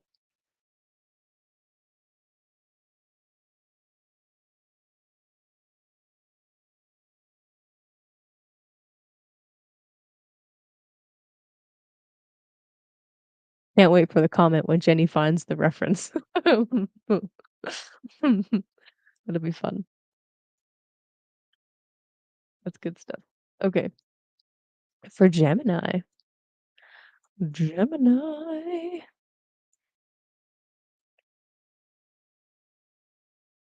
So for you guys, this eclipse cycle is happening in your 10th and 4th. Okay, so we have come to the part of the year where the eclipses are now for you guys again in angular houses. The 4th and the 10th house have a lot to do with what we're known for in the world, what we do that we're really good at. That's the 10th house, oftentimes associated with career, but not always. And the 4th house is our ancestry, our home, our property. As the lunar eclipse is occurring in the 10th with Neptune and Saturn, I think that um, changes in how we're viewed by the public are absolutely on par with this. For some of you, quite literally, that can be just, there's a shift occurring in your career, and it could be really mundane and boring like that. Not to say that different career paths aren't boring. Sorry, I apologize. Um, but take take some time with this cycle. With Neptune being there, there is definitely some dreaminess aspects to this. There's definitely, as I was talking about the Decans earlier, there is a need to kind of carefully consider what needs to be sacrificed in order to achieve the dreams that you want. Specifically, as we're talking about the 10th house, um, what kind of goals do you have for yourself? What needs to be sacrificed and let go of so that you can actually achieve those goals? And just remember that, like, yes, this eclipse is coming up really quickly, but it's going to take a little bit of time to go through all of the eclipses in these houses. So things might change suddenly, and then things might change more gradually over time. The card that I pulled for you guys is Temperance, actually. I really like that. Okay, so as the North Node is moving into Pisces, we're talking about an increase of energy there, and we're talking about a decrease of energy in the fourth house in the South Node. Temperance is suggesting that you try to balance that out. So, as you were focusing very strongly on the 10th house, so on your career or on something that you're really good at that you end up being known for, don't neglect home. Um, and don't get like lost in the dream or the fantasy of whatever career or job or thing that you're chasing right now out in the world. Um, yeah. The card underneath the deck for you guys is actually the Five of Swords. So with the Five of Swords coming in, this actually speaks to me a little bit about how sometimes being ostracized and being put to the outside and being sent away or being the odd man out can actually bring a sense of beauty and harmony. Weird way to read the card, I know, but take a look. It's Venus in Aquarius. So there's harmony.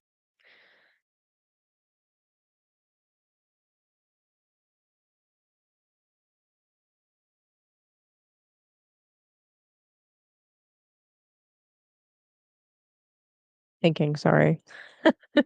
Give me a second here to tie it together.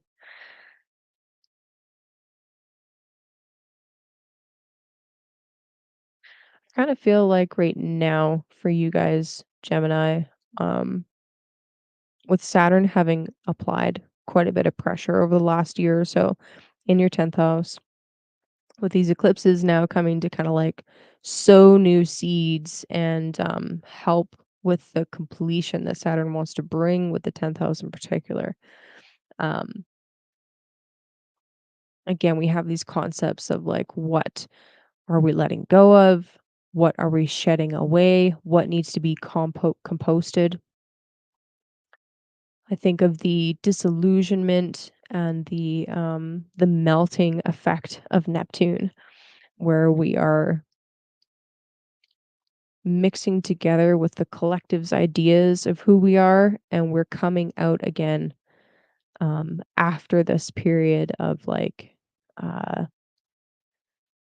we're coming out and cutting away from the collective after a period of darkness with something totally new and something totally different. So don't be surprised, don't be shocked if something completely um I'm just gonna repeat myself, I'm sorry, but if something completely different comes out, you end up going on a totally different path. Um Yeah. That's really it.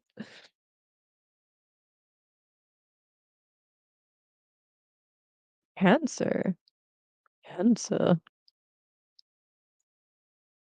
So you guys, for Cancer, um, first of all, gotta check in. How are my mama bears doing? How are my mama bears doing? Um, I just wanna acknowledge real quick with Mars going through your first house.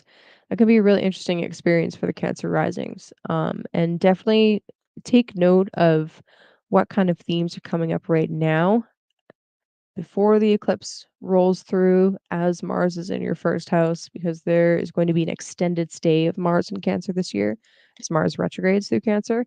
I will be doing a video about that later, but just kind of want to check in with you guys like, hey, how you doing? Um, yeah, okay. So this eclipse series will be lighting up your third and ninth house. The ninth house is associated with our higher education. So for some of you, this is quite literally like post-secondary.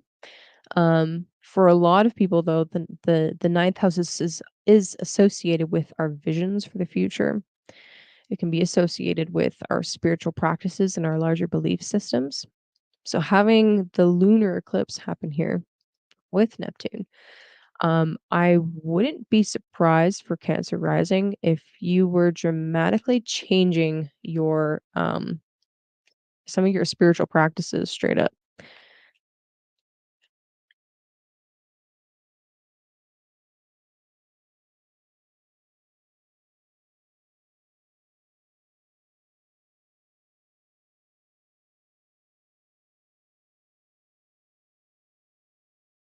The cards are being quiet now. Okay, all right. I'll shuffle.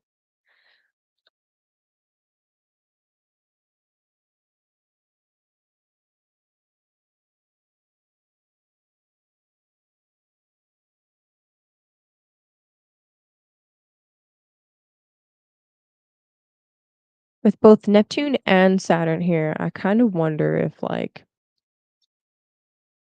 because Neptune's such a slow influence, but is now being activated by this eclipse, I'm curious what kind of different beliefs have come up lately over the past couple of years in particular, um, that are going to now experience a pretty dramatic shift. And I'm really curious about, how Saturn's been treating you guys in the ninth house.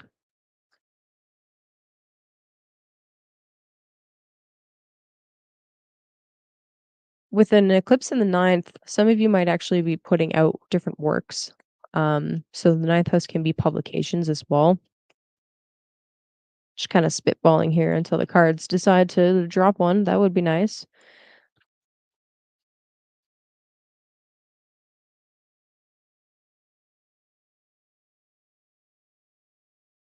There it is. Oh, interesting.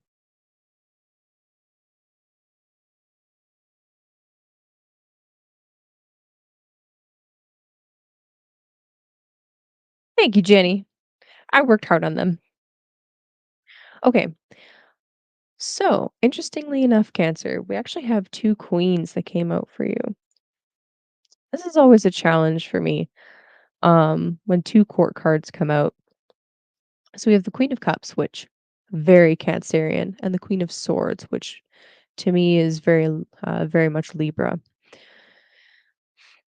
So with the Queen of Cups, and they actually came out like this, all right, stacked like that. So the Queen of Swords was front and center. This to me is talking about, okay, um, sorry, Cancer, but it feels like you're putting on a little bit of a front. Like, nope, I am business only, professional only. You are only going to see this side of me right now. It's like it's like an ultra protected kind of Cancer, which actually makes sense with Mars in the first house. Um, and I don't mind the strong air signature at all right now with this super Neptunian Piscean lunar eclipse. like I said, with this the signature of an eclipse is like something is being obscured, and with Neptune, something is being dissolved, and with Saturn, it's kinda hard to access. So, approaching this week and approaching this eclipse with kind of a no nonsense kind of attitude, I feel like that's actually probably gonna be a really good service to you. I feel like that's going to help you kinda cut through what is logical and what makes sense, and then, the rest of it you can kinda leave to the side for a little bit. But then, of course, we do have the Queen of Cups here.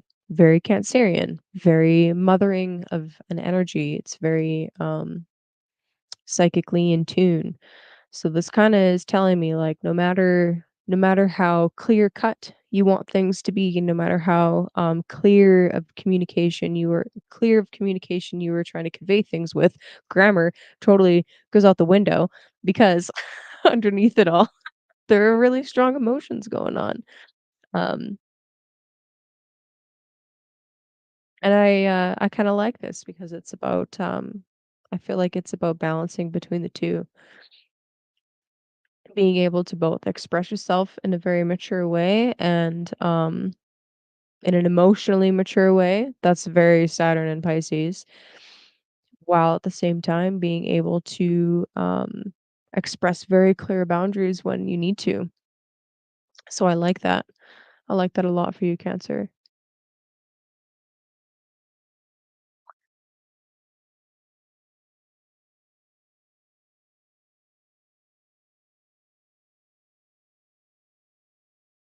We are on Cancer.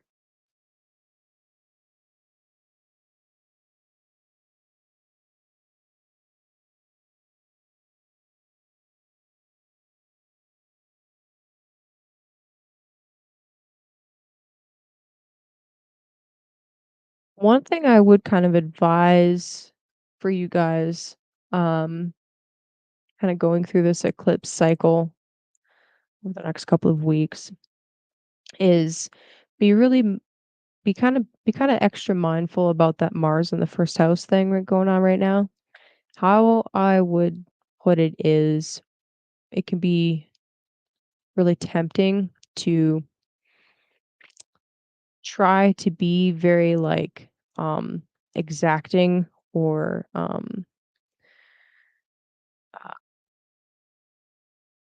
what's the word I wanna use? Retaliatory, but overreact a little bit. And, like, I actually gave an example earlier in the stream, it's okay if you missed it, but I just mentioned that there are a lot of times where you will actually find charts of professional athletes with, like, a fallen or a debilitated Mars. For example, Mars in Cancer, Michael Phelps, Olympian swimmer. So it's not that it's a bad thing, but with Mars transiting through the 1st house, if you're not used to that kind of energy, it can be really easy to be a little bit more passive aggressive or try to react to something and go a little bit overboard or really just react to your surroundings and then accidentally going sideways and hurting somebody. Like that's a that's definitely a thing. So that's just the biggest kind of like um the biggest thing about this is that mother bear energy can be really positive and really protective, but just, be warned. Okay. Wrong button.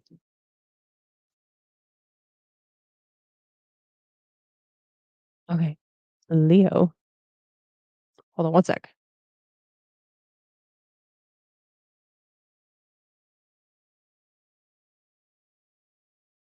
Okay, Leo. So for you guys, the eclipse will be falling into your 8th house. So in the 8th house, the 2nd and 8th house now being the one that is being lit up, the 8th house typically brings themes of karmic debts, whether it is debts that are owed to us or debts that we owe. The 8th house is about all kinds of karmic contracts. It is about, the entanglements that we have with other people. It can be about inheritance, things that occur because somebody else dies, um, whether that's, a positive, like, monetary or, like, land inheritance or something else. It totally depends on the context. Now, I'm gonna say straight out the gate that not everybody having an eclipse in the 8th house means that a family member is gonna die and you're gonna get an inheritance, okay? That's not it at all. That is simply one example of some kind of debt that ends up being owed to you. So, other ways that you can see this play out. Well, the 8th house with the eclipses could bring out,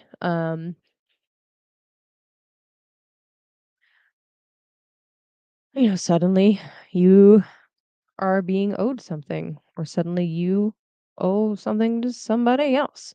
And it's really interesting because it's not always money in the way that it plays out. Um, I'll give you a different kind of example. So let's say you make friends with somebody, and no, they're not going to ask you for like $1,000, but let's say they ask you for help moving one day. Well, maybe you actually owe that to them. Like that's a really silly, kind of stupid example, but uh, just think a little bit outside the box. Um, all kinds of different relationships, all sorts of different people that you meet. There are unseen threads and unseen things occurring between you two and exchanges that are occurring between you two that you might not have any idea whatsoever that it's even happening. That's the 8th house. You could see dramatic changes in your investments when you have 8th house eclipses. You might go through a period where it seems like things are going totally sideways and haywire and dissolving in front of you, but they might solidify later. Um, I would actually, if you're worried at all about finances, Leo, I would not panic and sell off anything or buy anything. Just kind of keep an even keel. All right. This is a kind of an eclipse where you really need to take a step back and really analyze the situation and make sure that you're not being deceived, or you're not falling into like fantasy and idealizing a situation too much. Like if you were approached and someone's like, "Have I got the deal of a lifetime for you? Just invest this much money and you too can have all of this wealth and fortune." I wouldn't do it. I wouldn't do it. If it's too good to be true, it's too good to be true. Now, what card did I get? Wheel of Fortune. I like that. I really like that. Okay. So here's the thing about fortune. It can be like really positive. You guys ever watch the show Wheel of Fortune? Wheel of Fortune. Yes, you can land on the thing that wins you $10,000, but it's beside the one that says bankruptcy. The thing about fortune is it's actually referring to our life from the 3D realm.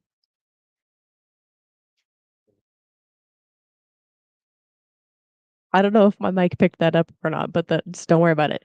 So, it's referring to our real world circumstances. There are good things that happen and there are bad things that happen, and both of these are a part of the wheel.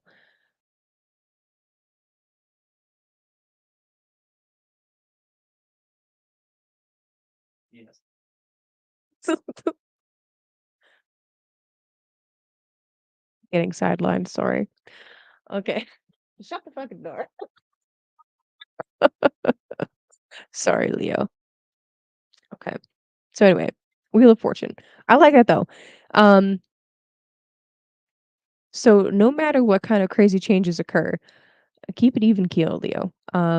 Don't don't panic and do something that you might regret in regards to any of your financial matters. And if you happen to come across a massive inheritance because of that, I mean, it could happen. Um, be wise about it. Be wise with what you do about it. The other thing that's coming up actually underneath the deck is the Ace of Wands. So that's kind of fun. Um,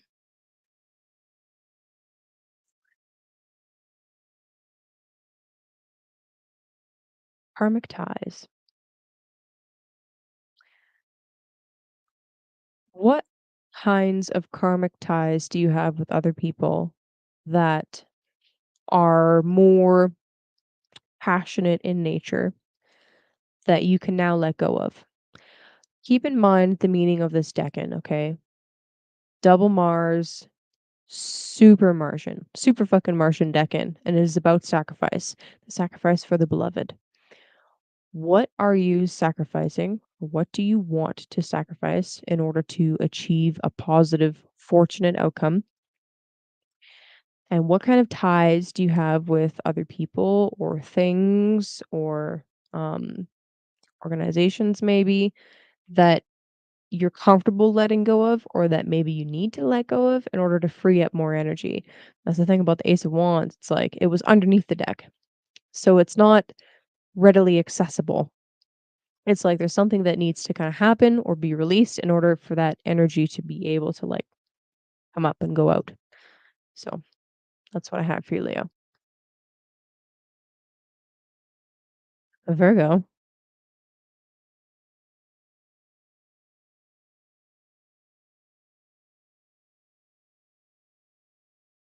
A Virgo. Okay, so fun, fun, fun.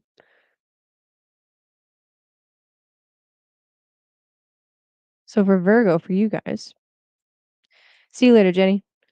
Ah, so for you guys, for Virgo rising, as the eclipses are moving into your first and seventh axis, this is moving into an angular house. So when you go back 9 and 18 years, and then in 9-year increments, you will probably see that there is some pretty major changes that occurred as the eclipses fell into your first and seventh house around your identity and around your relationships. It's gonna happen again. Um, uh, the lunar eclipse occurring in the seventh house is most likely to bring up some pretty significant changes either with your relationships or with people that are in your life. So here's the thing about the seventh house. Sometimes it can be, generally speaking, how you respond in relationships, but that's really more of a modern astrology approach. What you might actually see is major changes occurring in your partner, right? Because the seventh house is literally representing your partner if you're married. So, really interesting. You might see a change in their health. You might see a change in their personality and identity. They might decide to pursue a more spiritual path or completely sever and sacrifice something in order to pursue something um, more spiritually inclined or less spiritually inclined. Saturn is there. Um, Definitely an interesting time. Now, with eclipses in the first and seventh house, it doesn't necessarily mean that there's going to be severe or sudden endings in relationships, but it could be a period of testing. For some people, this period of testing ends up with them being much, much stronger than when they went into that period. And actually, it'd be really interesting if you're already married to kind of like track if you've been married for a long time. Um, if things start coming up this time around, 9 years ago, did the same kind of themes start coming up? What did you guys do to accomplish to stay together last time? What kind of things needed to change in your relationship to kind of like keep things moving along? How did things shift then? And the exact same story is not going to play out this time, but there very well could be an echo, right? Things to keep in mind for sure. Okay, I wasn't shuffling my bed. Hold on.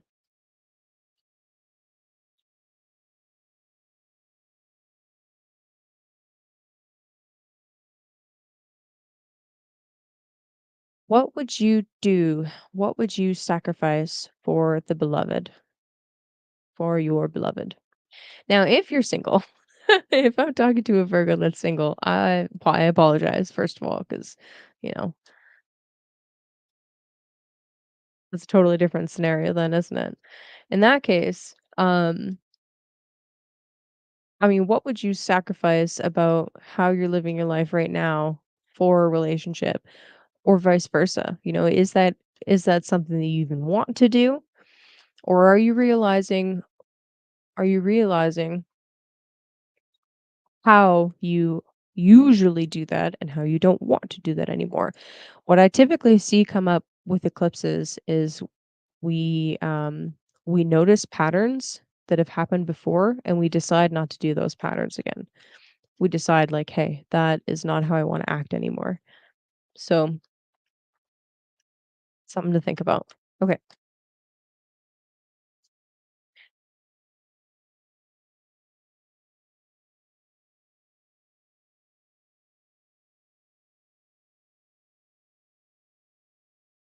Cards are being shy.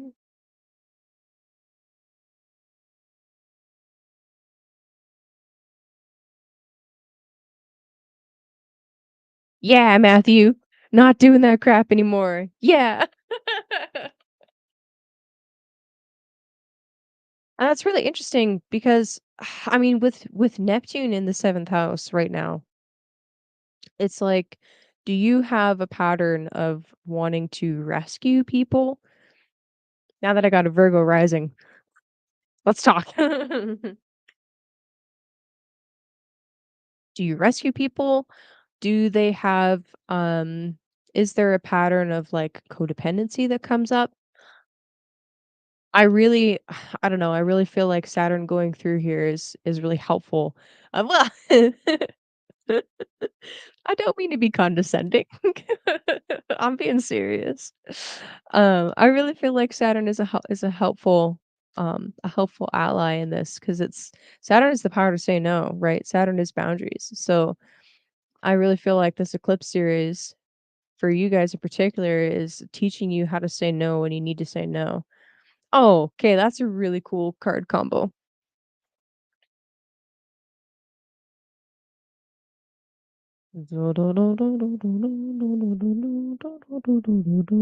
The Magician and the Chariot. Oh, okay. Virgo. Card for Mercury just showed up. I really like that. Um, that's really good to hear. Honestly, that's really good to hear. Uh, I'll share a brief story, and it ties in. I promise. The Magician has inspired me to share a quick story. In 2019, there was a series of eclipses in the the Capricorn Cancer axis when Saturn happened to be in Capricorn.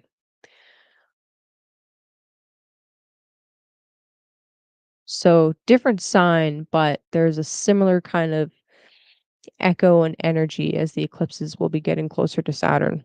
In Pisces, different sign, obviously, right? Different signature, similar archetypes still. 2019 was an extremely transformative year for many people, but in particular for myself, I realized I needed to start communicating some of the boundaries that I had and created completely new boundaries, Saturn, obviously, around my relationship with substances. This is how it relates to Pisces, especially Pisces third decan with Neptune there. Um, Wanting to communicate and wanting to contact the divine and wanting to um,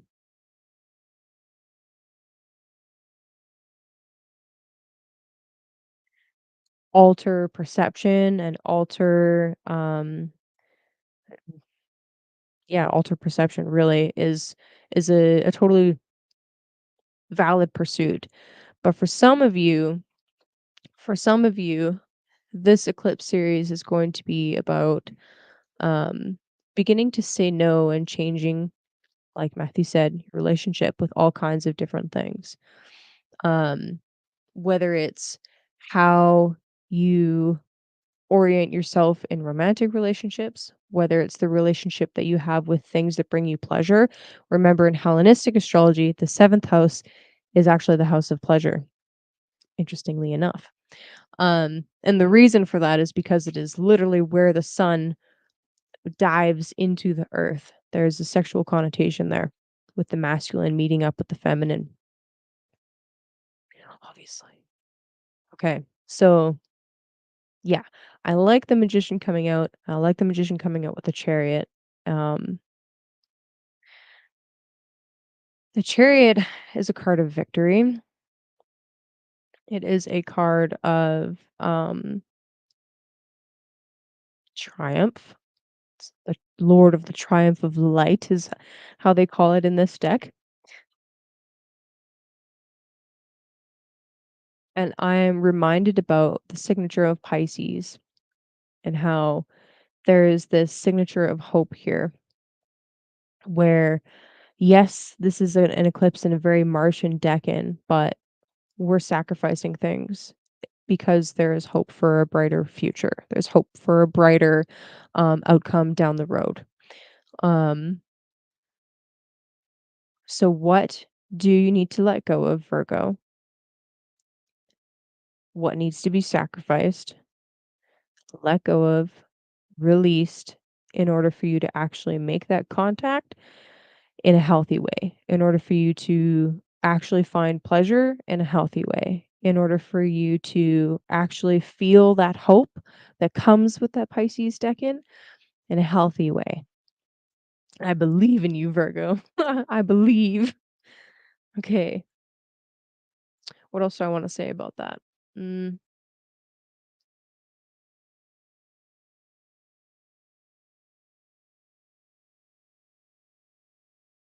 I think the magician coming out is also a nice subtle reminder about how practice. Actually, I'm thinking of a friend that I did a reading for recently. I need to reach out to him. But anyway, how practice, continually doing something over and over and over again, is how we actually reach competence because we get more confident with something. Confidence leads to competence. Well, competence leads to confidence.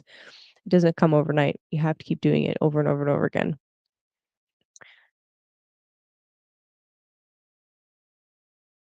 I know my mic's not picking that up, but this is very distracting. My roommates are home, so I apologize.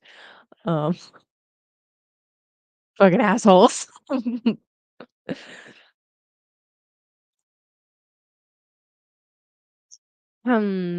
What else do I want to say about this? Yeah, I mean, it depends on what you're going through right now, Virgo. Um, for some of you, this eclipse series will be about reorienting yourself in your relationship to things that bring you pleasure. For some of you, it'll be quite literally literal relationships. For others, it'll be relationships with different things.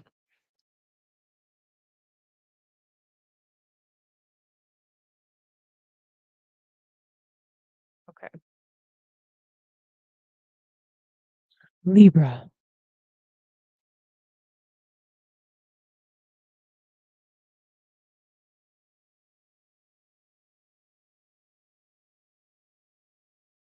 I heard the word order, and hold on.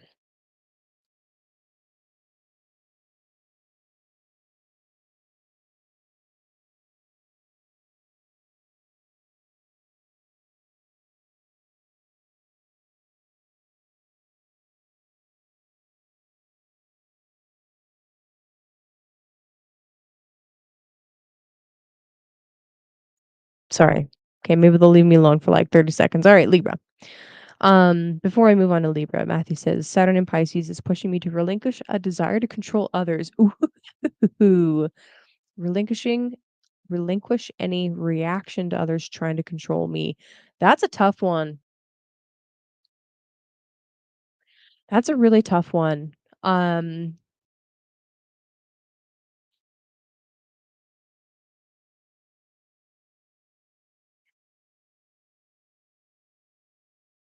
especially when it comes to like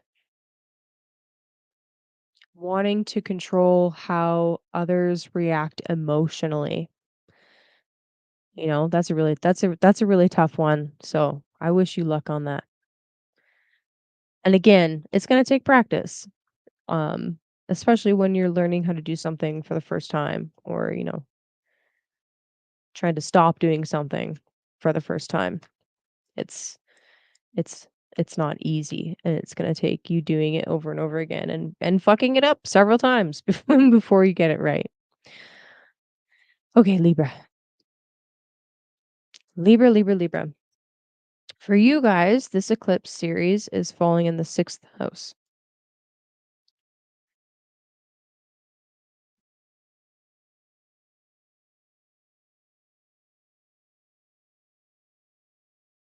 I feel like that is a noble pursuit. All right, so Libra, eclipse in the 6th house. The 6th and the 12th house are difficult fucking houses. They are not easy. Um, I think for you guys, the best thing that you can do, first of all, is to go back to 2015, 2016, what happened then, and then go back to 2006, 2007, what happened then, start to piece together um, some of the archetypes, some of the stories that occurred at those intervals. Because the 6th house is a difficult house. I'm going to give it to you straight. All right. It's the house of misfortune. It is not an easy one. It is, um,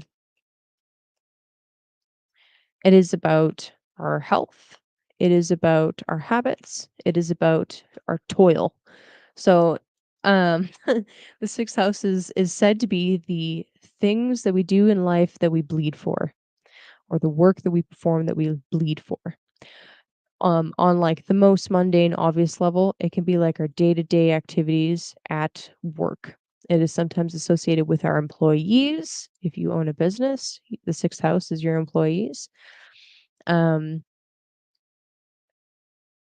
in ancient astrology, it was when you're reading a chart for a king, the 6th house was like your servants and your slaves. So like it's not a fun house. There's not a lot of really nice things associated with it other than pets. That's the other kind of like random thing that they throw in there is like your pets. Like small animals is 6th house. So anyway, having the eclipses in this house really brings to the forefront a need for mindfulness around your health, straight up.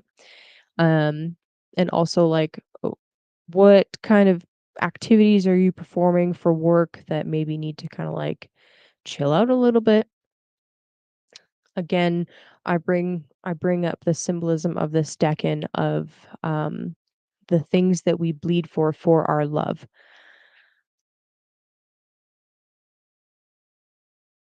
Be aware that in this house, with this Decan being activated by this eclipse, that we're not sacrificing too much for others or too much for our work or, the list goes on.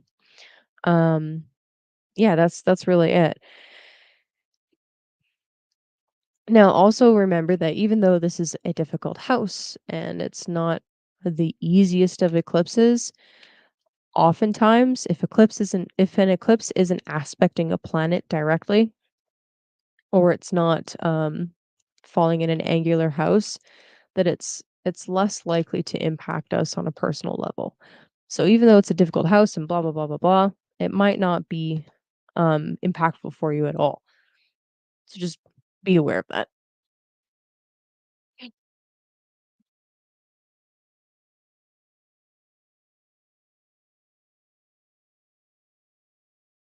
And interestingly enough, the cards that I got don't reflect the 6th house at all.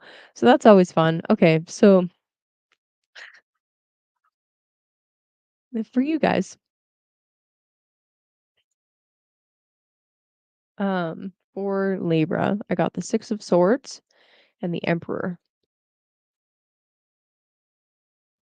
So the 6 of Swords actually refers to like something, and there's 6 in the chat right now. That's neat. Actually refers to something being like perfectly planned to the T. That's kind of neat. And of course, the Emperor is like, I'm doing it my way, which actually, honestly, for Libra rising, I like to see that. It's you're taking charge with something that you planned really perfectly. And okay, so that could apply to the sixth house in a couple of interesting ways. It's like you've taken great pains, sixth house theme, Mars ruled Decan. You've taken great pains to execute something and taken a leadership role to actually get the job done. I like that for you, Libra. It's really nice. Um, I could see the eclipse as kind of like bringing something to fruition that you've been working on for somebody else, kind of to the forefront. It's coming to fruition. It's manifesting. That's the nature of the full moon. And actually, so kind of some interesting symbolism. The Emperor card actually fell onto the ground at first. So I'm actually wondering if maybe there is like a little bit of hesitancy on your end of wanting, like not necessarily wanting to step into the limelight, not necessarily wanting to be like the leader of the project, but maybe that's what you need to do to actually like see it through and get it done. Just want to pull up the chart again for a second.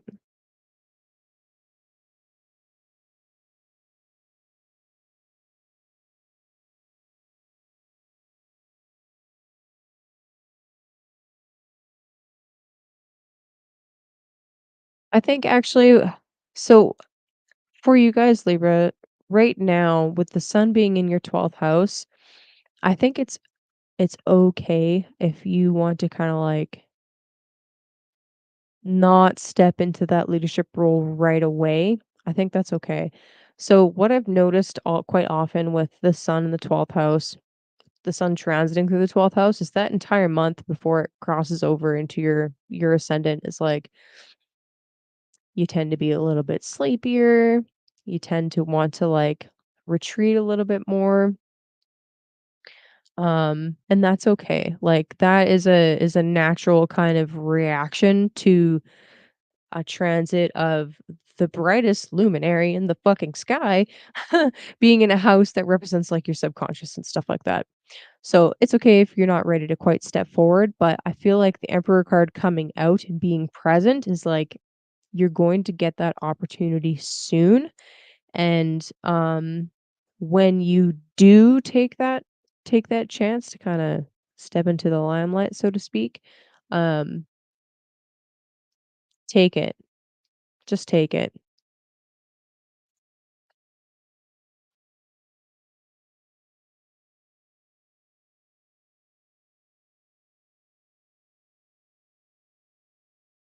My nose is itchy. All right. Are we on Scorpio already?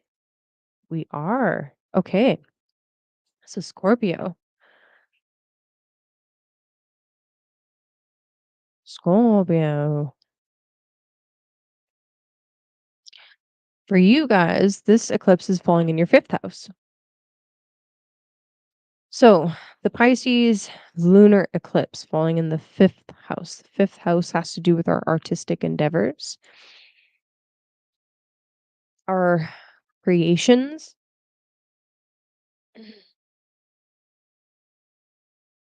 Our need to stay hydrated. Hold on a second. Okay. Lunar eclipses in the fifth house. A couple of things come to mind. Um,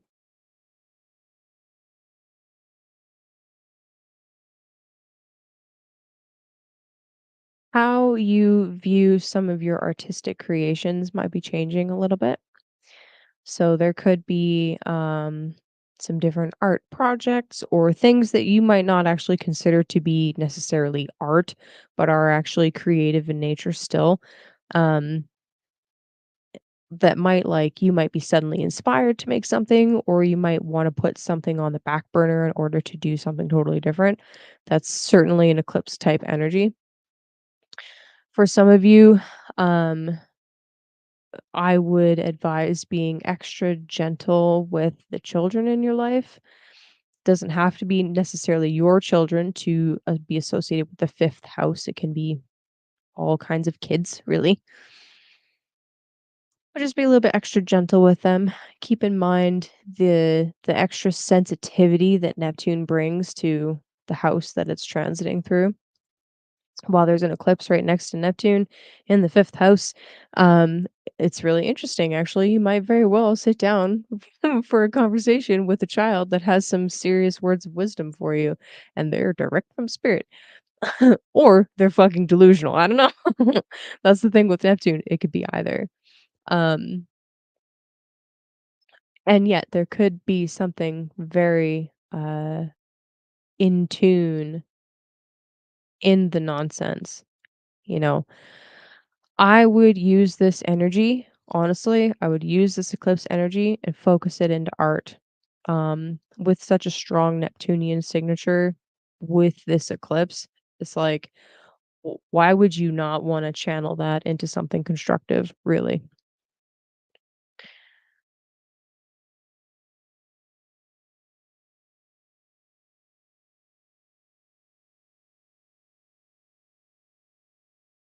Yeah, those are the biggest things that are coming up that I can think of off the top of my head right now.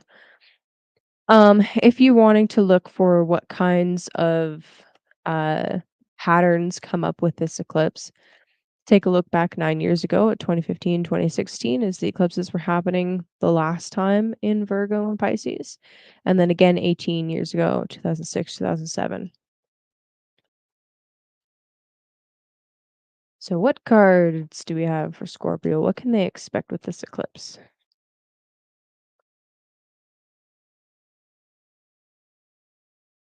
Of course, a super Martian card. No, nothing else, just that? Of course. Why? Why? Oh, Scorpio. I'm so sorry. So so what I got for you was the 9 of swords. And actually, you know what? No, that's perfect. So, the 9 of swords. Don't overthink it, okay? Don't get lost in anxiety over the various myriad of possibilities of what an eclipse can bring. If you find yourself really anxious or, overthinking things, honestly, go and do some art about it. Um, art about it. Yep. Where's Davin? He needs to be here for this. So, one thing that I've already said to a previous sign about this is when the eclipse doesn't aspect one of your personal planets, like almost exact, and it's not falling in an angular house, that would be the first, the fourth, the seventh, or the 10th, it very well could pass with nothing happening. And that's the thing about eclipses is you might very well see things unfolding around you outside of you, but there might not be anything that happens in your life because it's not aspecting your chart in a very concrete way. So the biggest thing I would say with the 9 of swords being the only card that wanted to come out of the deck is that don't overthink it. And if you find yourself like arguing with yourself or arguing with other people or getting into confrontations or especially if you're arguing with a child. We're talking about the fifth house after all. If you find yourself arguing with a child, especially, take a deep breath and go and do some art instead. Find a creative outlet. Um,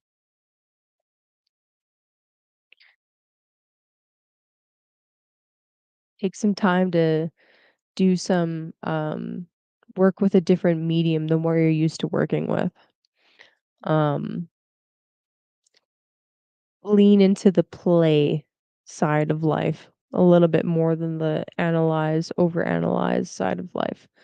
Um, yeah, that's what I got for you, Scorpio. Okay.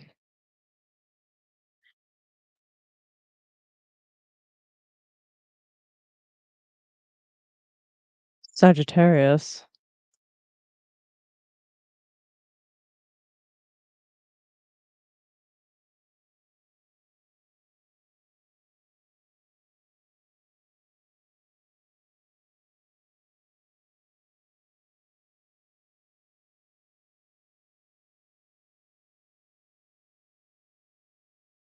Okay, sorry, Sagittarius. So for you guys, this eclipse is falling in your 4th house. Oh, let me move the banner. Okay, so 4th house. This is an angular eclipse. So as the eclipses are moving into this 4th and 10th axis, there very well could be some really significant changes around literally where you live, things to do with your ancestry. There could be some pretty significant repercussions about your ability to or even desire to move around. Um, I had way before the eclipse even came in. I witnessed two different Sagittarius risings. Um, deal with, like, almost simultaneously, really significant Saturnian things, um, with, the aspects between Saturn and their rising sign of Sagittarius. So it's really interesting. So with the eclipses coming in here, this could be like a sudden change of fortune to do with the 4th house. It could do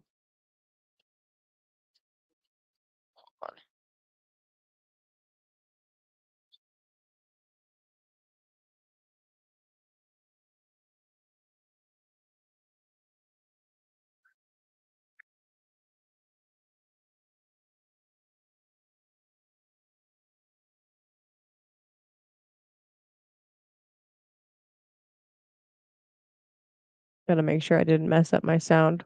Hold on, I need to, have headphones on. Okay, so Sagittarius. Eclipses in the 4th house can very well bring to the forefront different different things relating to either the property that you have and where you live or your ancestry and somehow your ancestry. Considering Saturn has been there in the 4th house for a little while, I actually want to say that like there's something to do with your ancestry and some of the karmic bonds that you have with different relatives specifically that are like coming to fruition and finally like debts are being paid.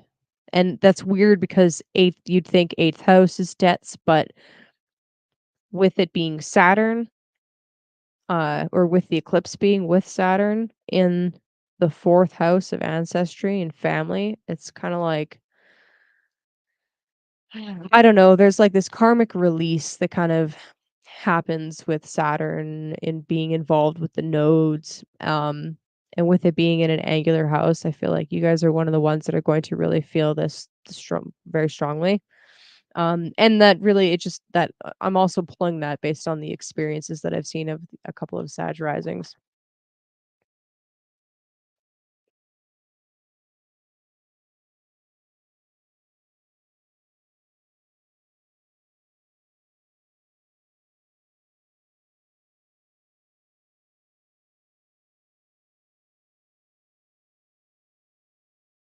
The eclipse is in the 4th. Keep in mind the super Martian nature of the decan that the eclipse is happening in. This decan, the 3rd decan of Pisces, is Mars, right? There is not a lot there to soften it other than it being in the sign of Pisces. So, what do you need to sacrifice, right? There's that Mars thing coming in there. What do you need to sacrifice um in order to have like the long-term dream, right? Saturn the long-term dream Pisces actually be achievable. Some of you might need to sacrifice fun for a little bit. Some of you might need to sacrifice your own sense of independence even for some of you. I think it's going to change a little bit depending on, the context of your life right now, but there's just some themes to look out for, some themes to think about. Um Again, the Wheel of Fortune, fascinating. Okay, underneath the deck, 6 of Pentacles. Okay.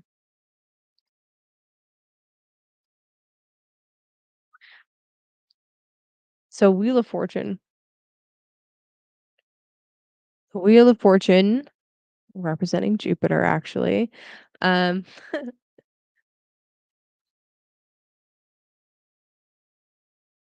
I feel like this eclipse is going to be have it's going to have wildly different effects for the different people watching the stream depending on the context of their life. Some of you, it's going to be like fated events occur. Um, okay, so broadly speaking, it's going to be fated events occur specifically to do with some of the property that you own, specifically to do with your family. And that's not necessarily a bad or a good thing. There is definitely this sense of like clearing deeply rooted family karma. For some of you, I'll give an example, okay, to make this a little bit more specific. For some of you, it's coming face to face and um needing to confront uh certain certain habits and certain, how do I put this nicely? Uh Certain generational habits and themes and diseases and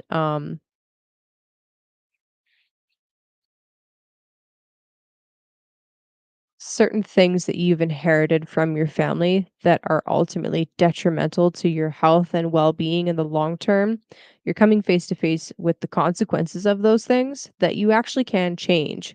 So here's the thing, it's not necessarily bringing up to the surface things that are impossible to change or things that can't be affected, but you are running into fated events that somehow tie into your ancestry, somehow tie into your family, that you have the power to change and do something about now, but it's going to take hard work and dedication and maybe a little bit of luck.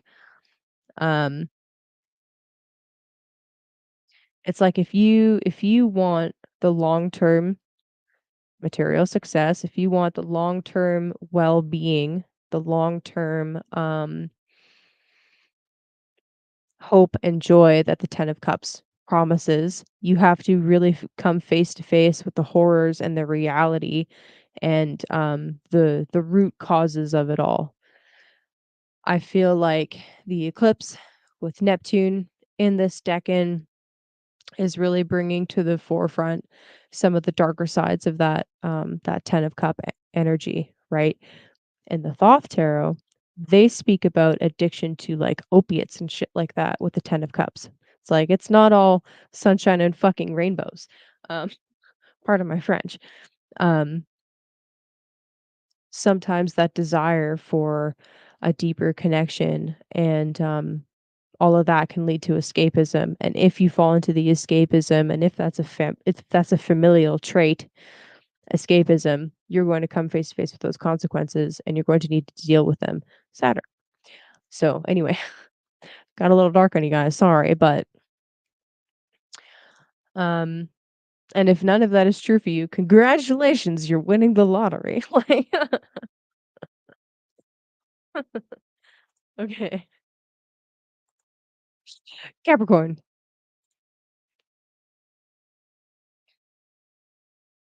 Capricorn. Okay, Cap. So, lunar eclipse in the 3rd house. The 3rd house largely deals with our culture, our local culture. It has to do with our communication, our neighborhood, really. It's the energy of our neighborhood. Um, kind of interesting actually. The 3rd house is said to be where the moon rejoices. So the moon is very closely associated with like our local traditions and the queen. This is said to be the queen's house. I don't want to get too too deep into the philosophy of the house itself, so I'm going to try and back up a little bit from that. But culture, our local surroundings, simply put. Um, Having a lunar eclipse here, what do we need to kind of sacrifice. Third deck in Pisces. What do we need to sacrifice about how we engage with our local surroundings, with our local customs and culture? What do we need to change about those things in order to like kind of reestablish hope? Maybe some of you actually need to actually plug into your locale, so to speak. I'll give you an example from myself because I'm a Capricorn rising. I have been living in this town for a few months now, and I know a few people.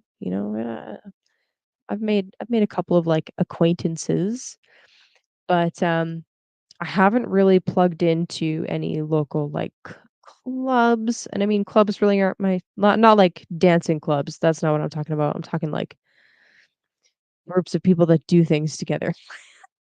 I haven't really I haven't really, like, plugged into any, like, clubs or activities where I can actually really meet people, and maybe this eclipse is actually gonna be, encouraging the Capricorns, the Capricorn risings to kinda change that a little bit, maybe it's time to,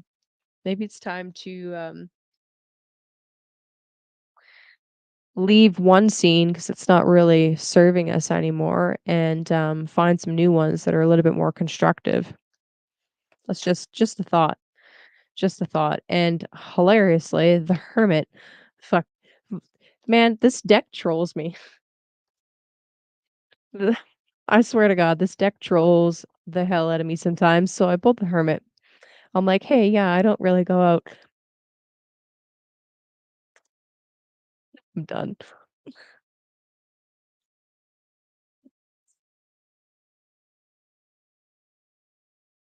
Yeah, seriously though. Okay, so fuck. Capricorn, you can't be a hermit forever, okay? You gotta go out sometimes, alright? You need to meet some people, make some friends, okay? Like, I don't know how else to say it. Uh, I like eclipses in the 3rd for you guys. It's like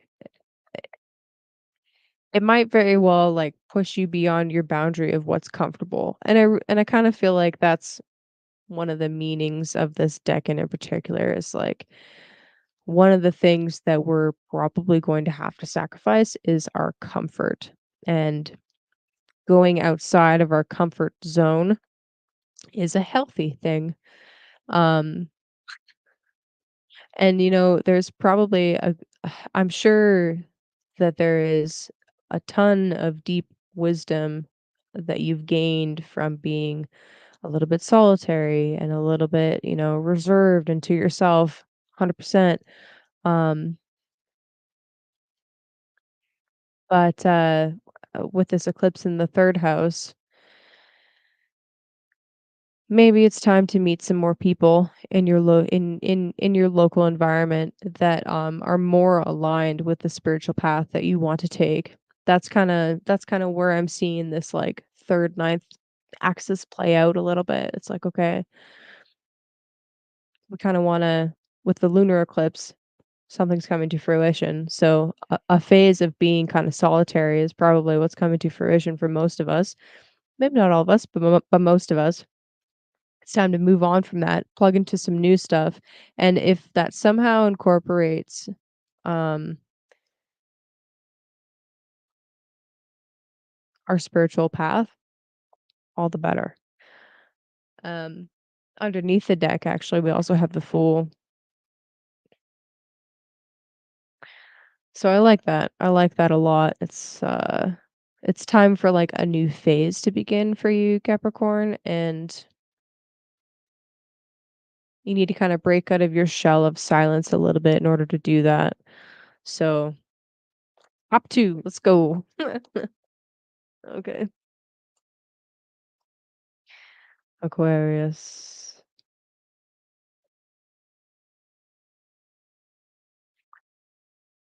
Alright, so Aquarius, for you guys.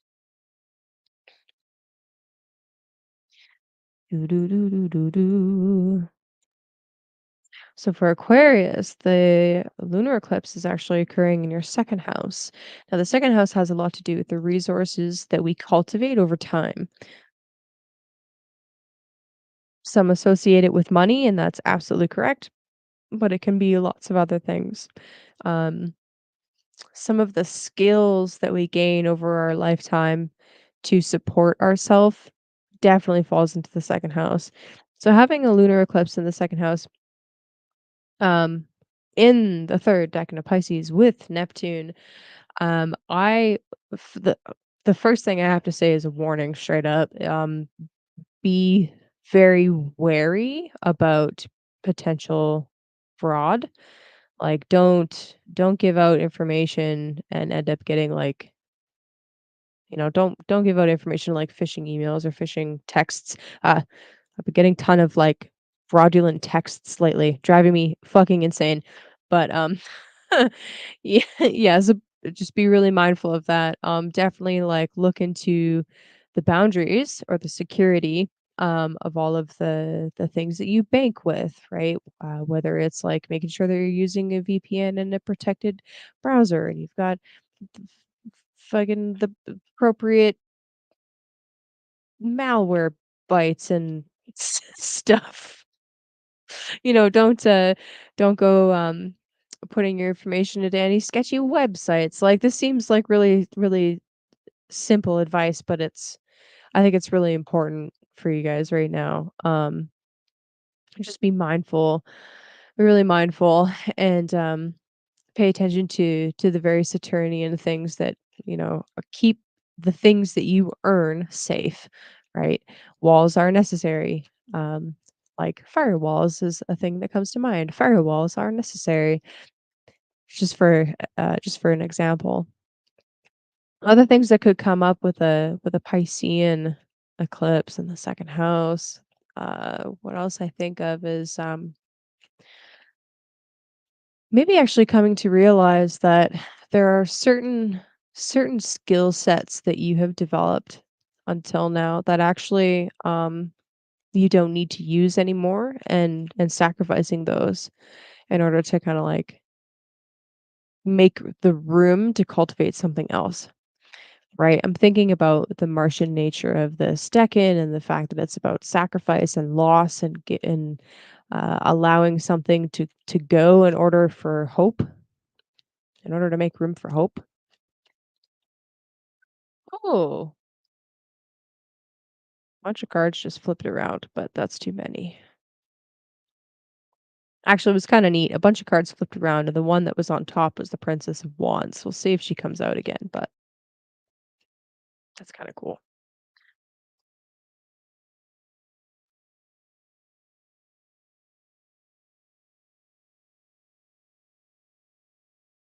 All right.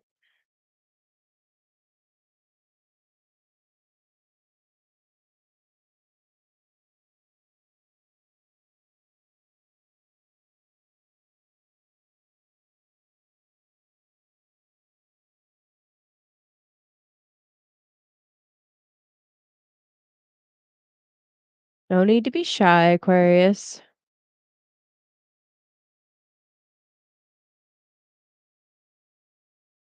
There it is. The King of Pentacles and Justice. Ooh,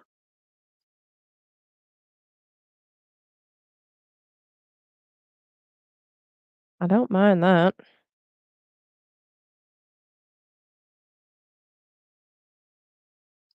Just okay. So definitely strong themes of wanting to cultivate a more long-term, long-lasting, stable, um, well-being, financial, physical well-being.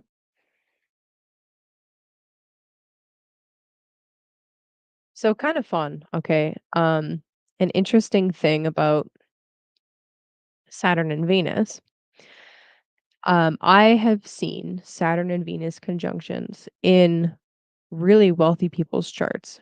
And you think like, oh, Venus, there's ties a little there's some ties to money with Venus, but then shouldn't Saturn, like, put up blockages and, like, make it so that you can't do the Venus things? No, no, no, not always. Sometimes Saturn is a little bit restraining, yes, but if you restrain some of the desire, Saturn in the second house for you guys, if you restrain some of the desire and you become a little bit more conservative about how you spend and what luxuries you spend on, that's actually where some of the wealth ends up coming from. Um, Saturn also has this this tendency to influence us towards thinking about the long term. So I kind of like Justice coming out with the King of Pentacles because, we want to be fair and balanced in our approach with how we create wealth for ourselves. And again, I'm using wealth as a general term to just help signify all of the second house themes, but to create wealth for ourselves long term. Um, but there's a softness with Libra, with the Venus. There's a softness with like, okay, allowing yourself some concessions of like, yes, okay, I've been really strict. I've been pinching my pennies. I've been creating long-term plans. I've been um, checking all of the boxes that I need to check with this eclipse coming in, with it being right on Neptune. Um, allow yourself a little bit of softness. Allow yourself a little bit of leeway there. It's okay. Um, you'll still be able to create the empire, King of Pentacles, the empire that you envision for yourself. Um, just don't be too harsh about how you go about creating that empire, right?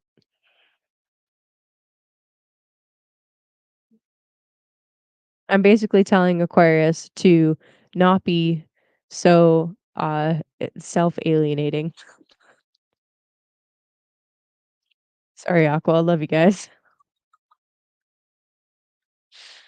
Come back down to earth, please. That's funny.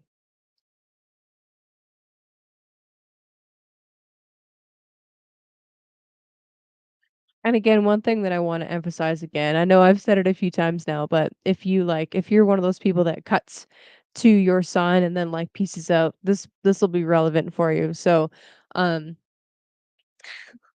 so I'm apologizing to the people that watch front to back.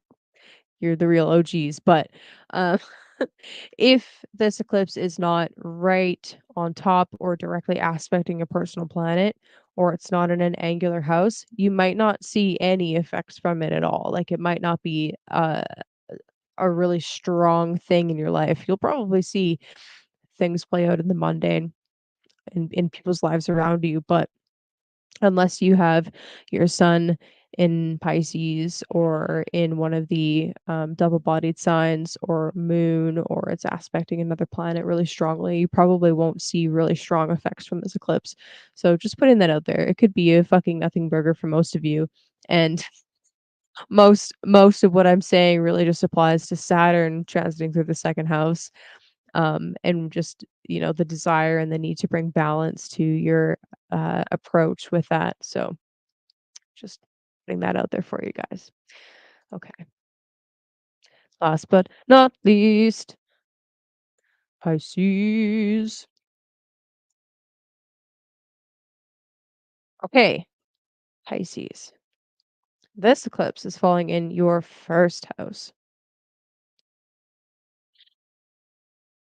So, as the eclipse axis is slowly transitioning to your first and seventh house, because this is an angular house, these eclipses will be very impactful for you personally, especially if you're a Pisces rising, and especially if you have any other personal planets in the double bodied or mutable signs.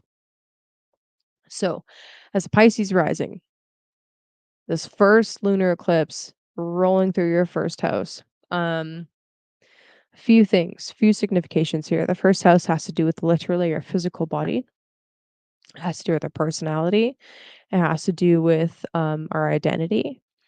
It's a pretty significant house. Eclipses in the first house, especially with Saturn there, Saturn and Neptune there, uh, have a tendency to be pretty fucking impactful. Um, there could be like major aspects of your identity that you're leaving behind. There could be major aspects about your identity that you're embracing, right? Totally, it's a totally new world after eclipses go through your first house, especially when there's really big planets there. Oh, hey girl, hey. Good to see you, Charlie. So, as the eclipses are rolling through here, keep in mind the nature of this particular decan. We are releasing and letting go and sacrificing something for the beloved. The beloved can be your relationship with somebody. The beloved can be your relationship with the divine. Um, it's definitely a significant transition period, let's say. You might realize partway through these eclipses going through here that like it might not happen all at once, right? It might very well be that just in a few weeks time you're like, yeah, I don't really feel like doing blank anymore. And maybe that thing, whatever it is that you just decided to give up um without much thought was actually just like, you know, it was actually a big part of who you used to be. And that's okay. That is the nature of eclipses. Um just remember that like everything that you are releasing now, you're making room for something different going forward, something new. That is the nature of eclipses. Something leaves, something is obscured, and something new comes in. So, last cards for the signs. What do we got? And keep in mind, guys, I am here for as long as you need me to be. If anybody wants to do any readings,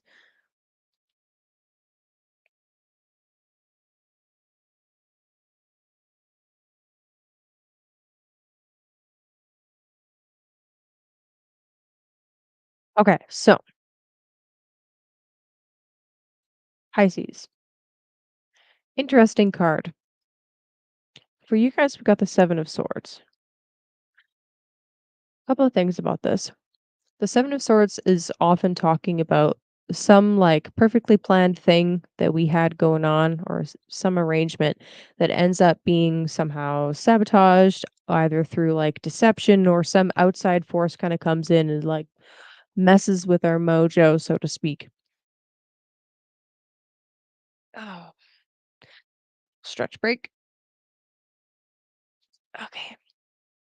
One thing about this that I see, especially with the nature of the eclipse that rolling through your first house, um, this might not actually be anybody that's actually outside of you. One thing that you might actually see roll through is like, okay, I'm realizing where my own thought patterns or my own emotional reactions or my own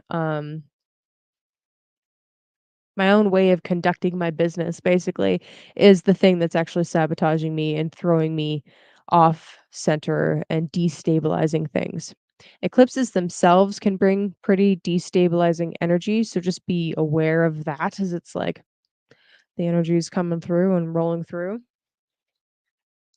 But you might very well realize, like, hey, I need to make some really serious changes in my health. I need to make some really serious changes with my habits and how I treat my body because how I treat my body is a direct reflection of how I am treated, and it is a direct reflection of my relationship with the divine, and so on and so forth. There's this ripple down effect and ripple up effect. I think it goes both ways. So if you are feeling unstable, if you are feeling like your your efforts are being thwarted in some way, it might not be actually 100% coming from outside of you. It might be that you need to stabilize internally first or as well, you know, a little bit of both. So yeah, with the eclipses rolling through the first, there could be some really big changes with your health. So just be mindful of that. And not necessarily bad changes either. It's like there are more likely to be things that you want to change about yourself. And it could be that the catalyst is something that doesn't feel very nice. We are talking about a Mars ruled Decan. Oh, what's up, Kelly? Thank you. We are talking about a double Mars ruled Decan. Um, it is bringing to the forefront something that needs to be sacrificed, and whatever that thing is, you are gonna know what it is. Okay. Finito. Complete. Oh yeah, underneath, sorry, Pisces, before I move on.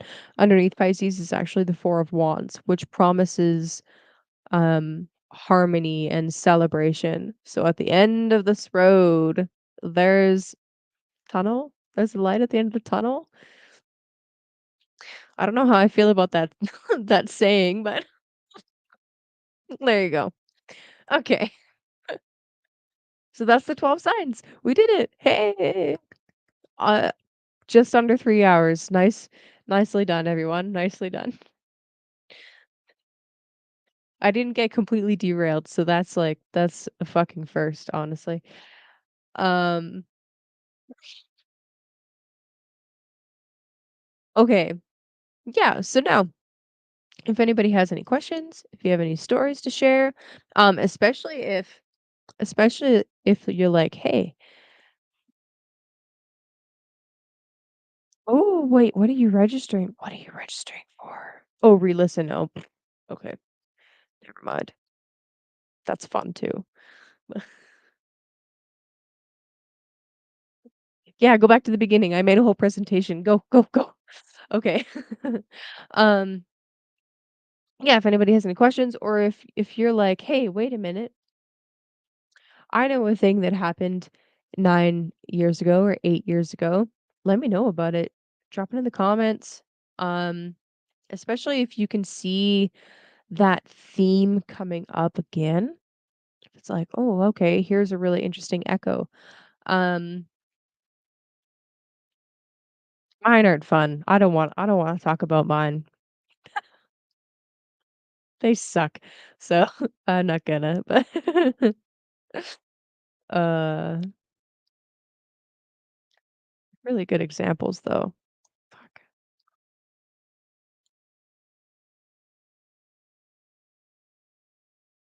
Okay.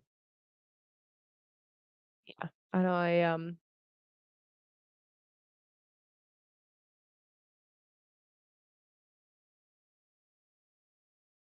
yeah, I think that's it.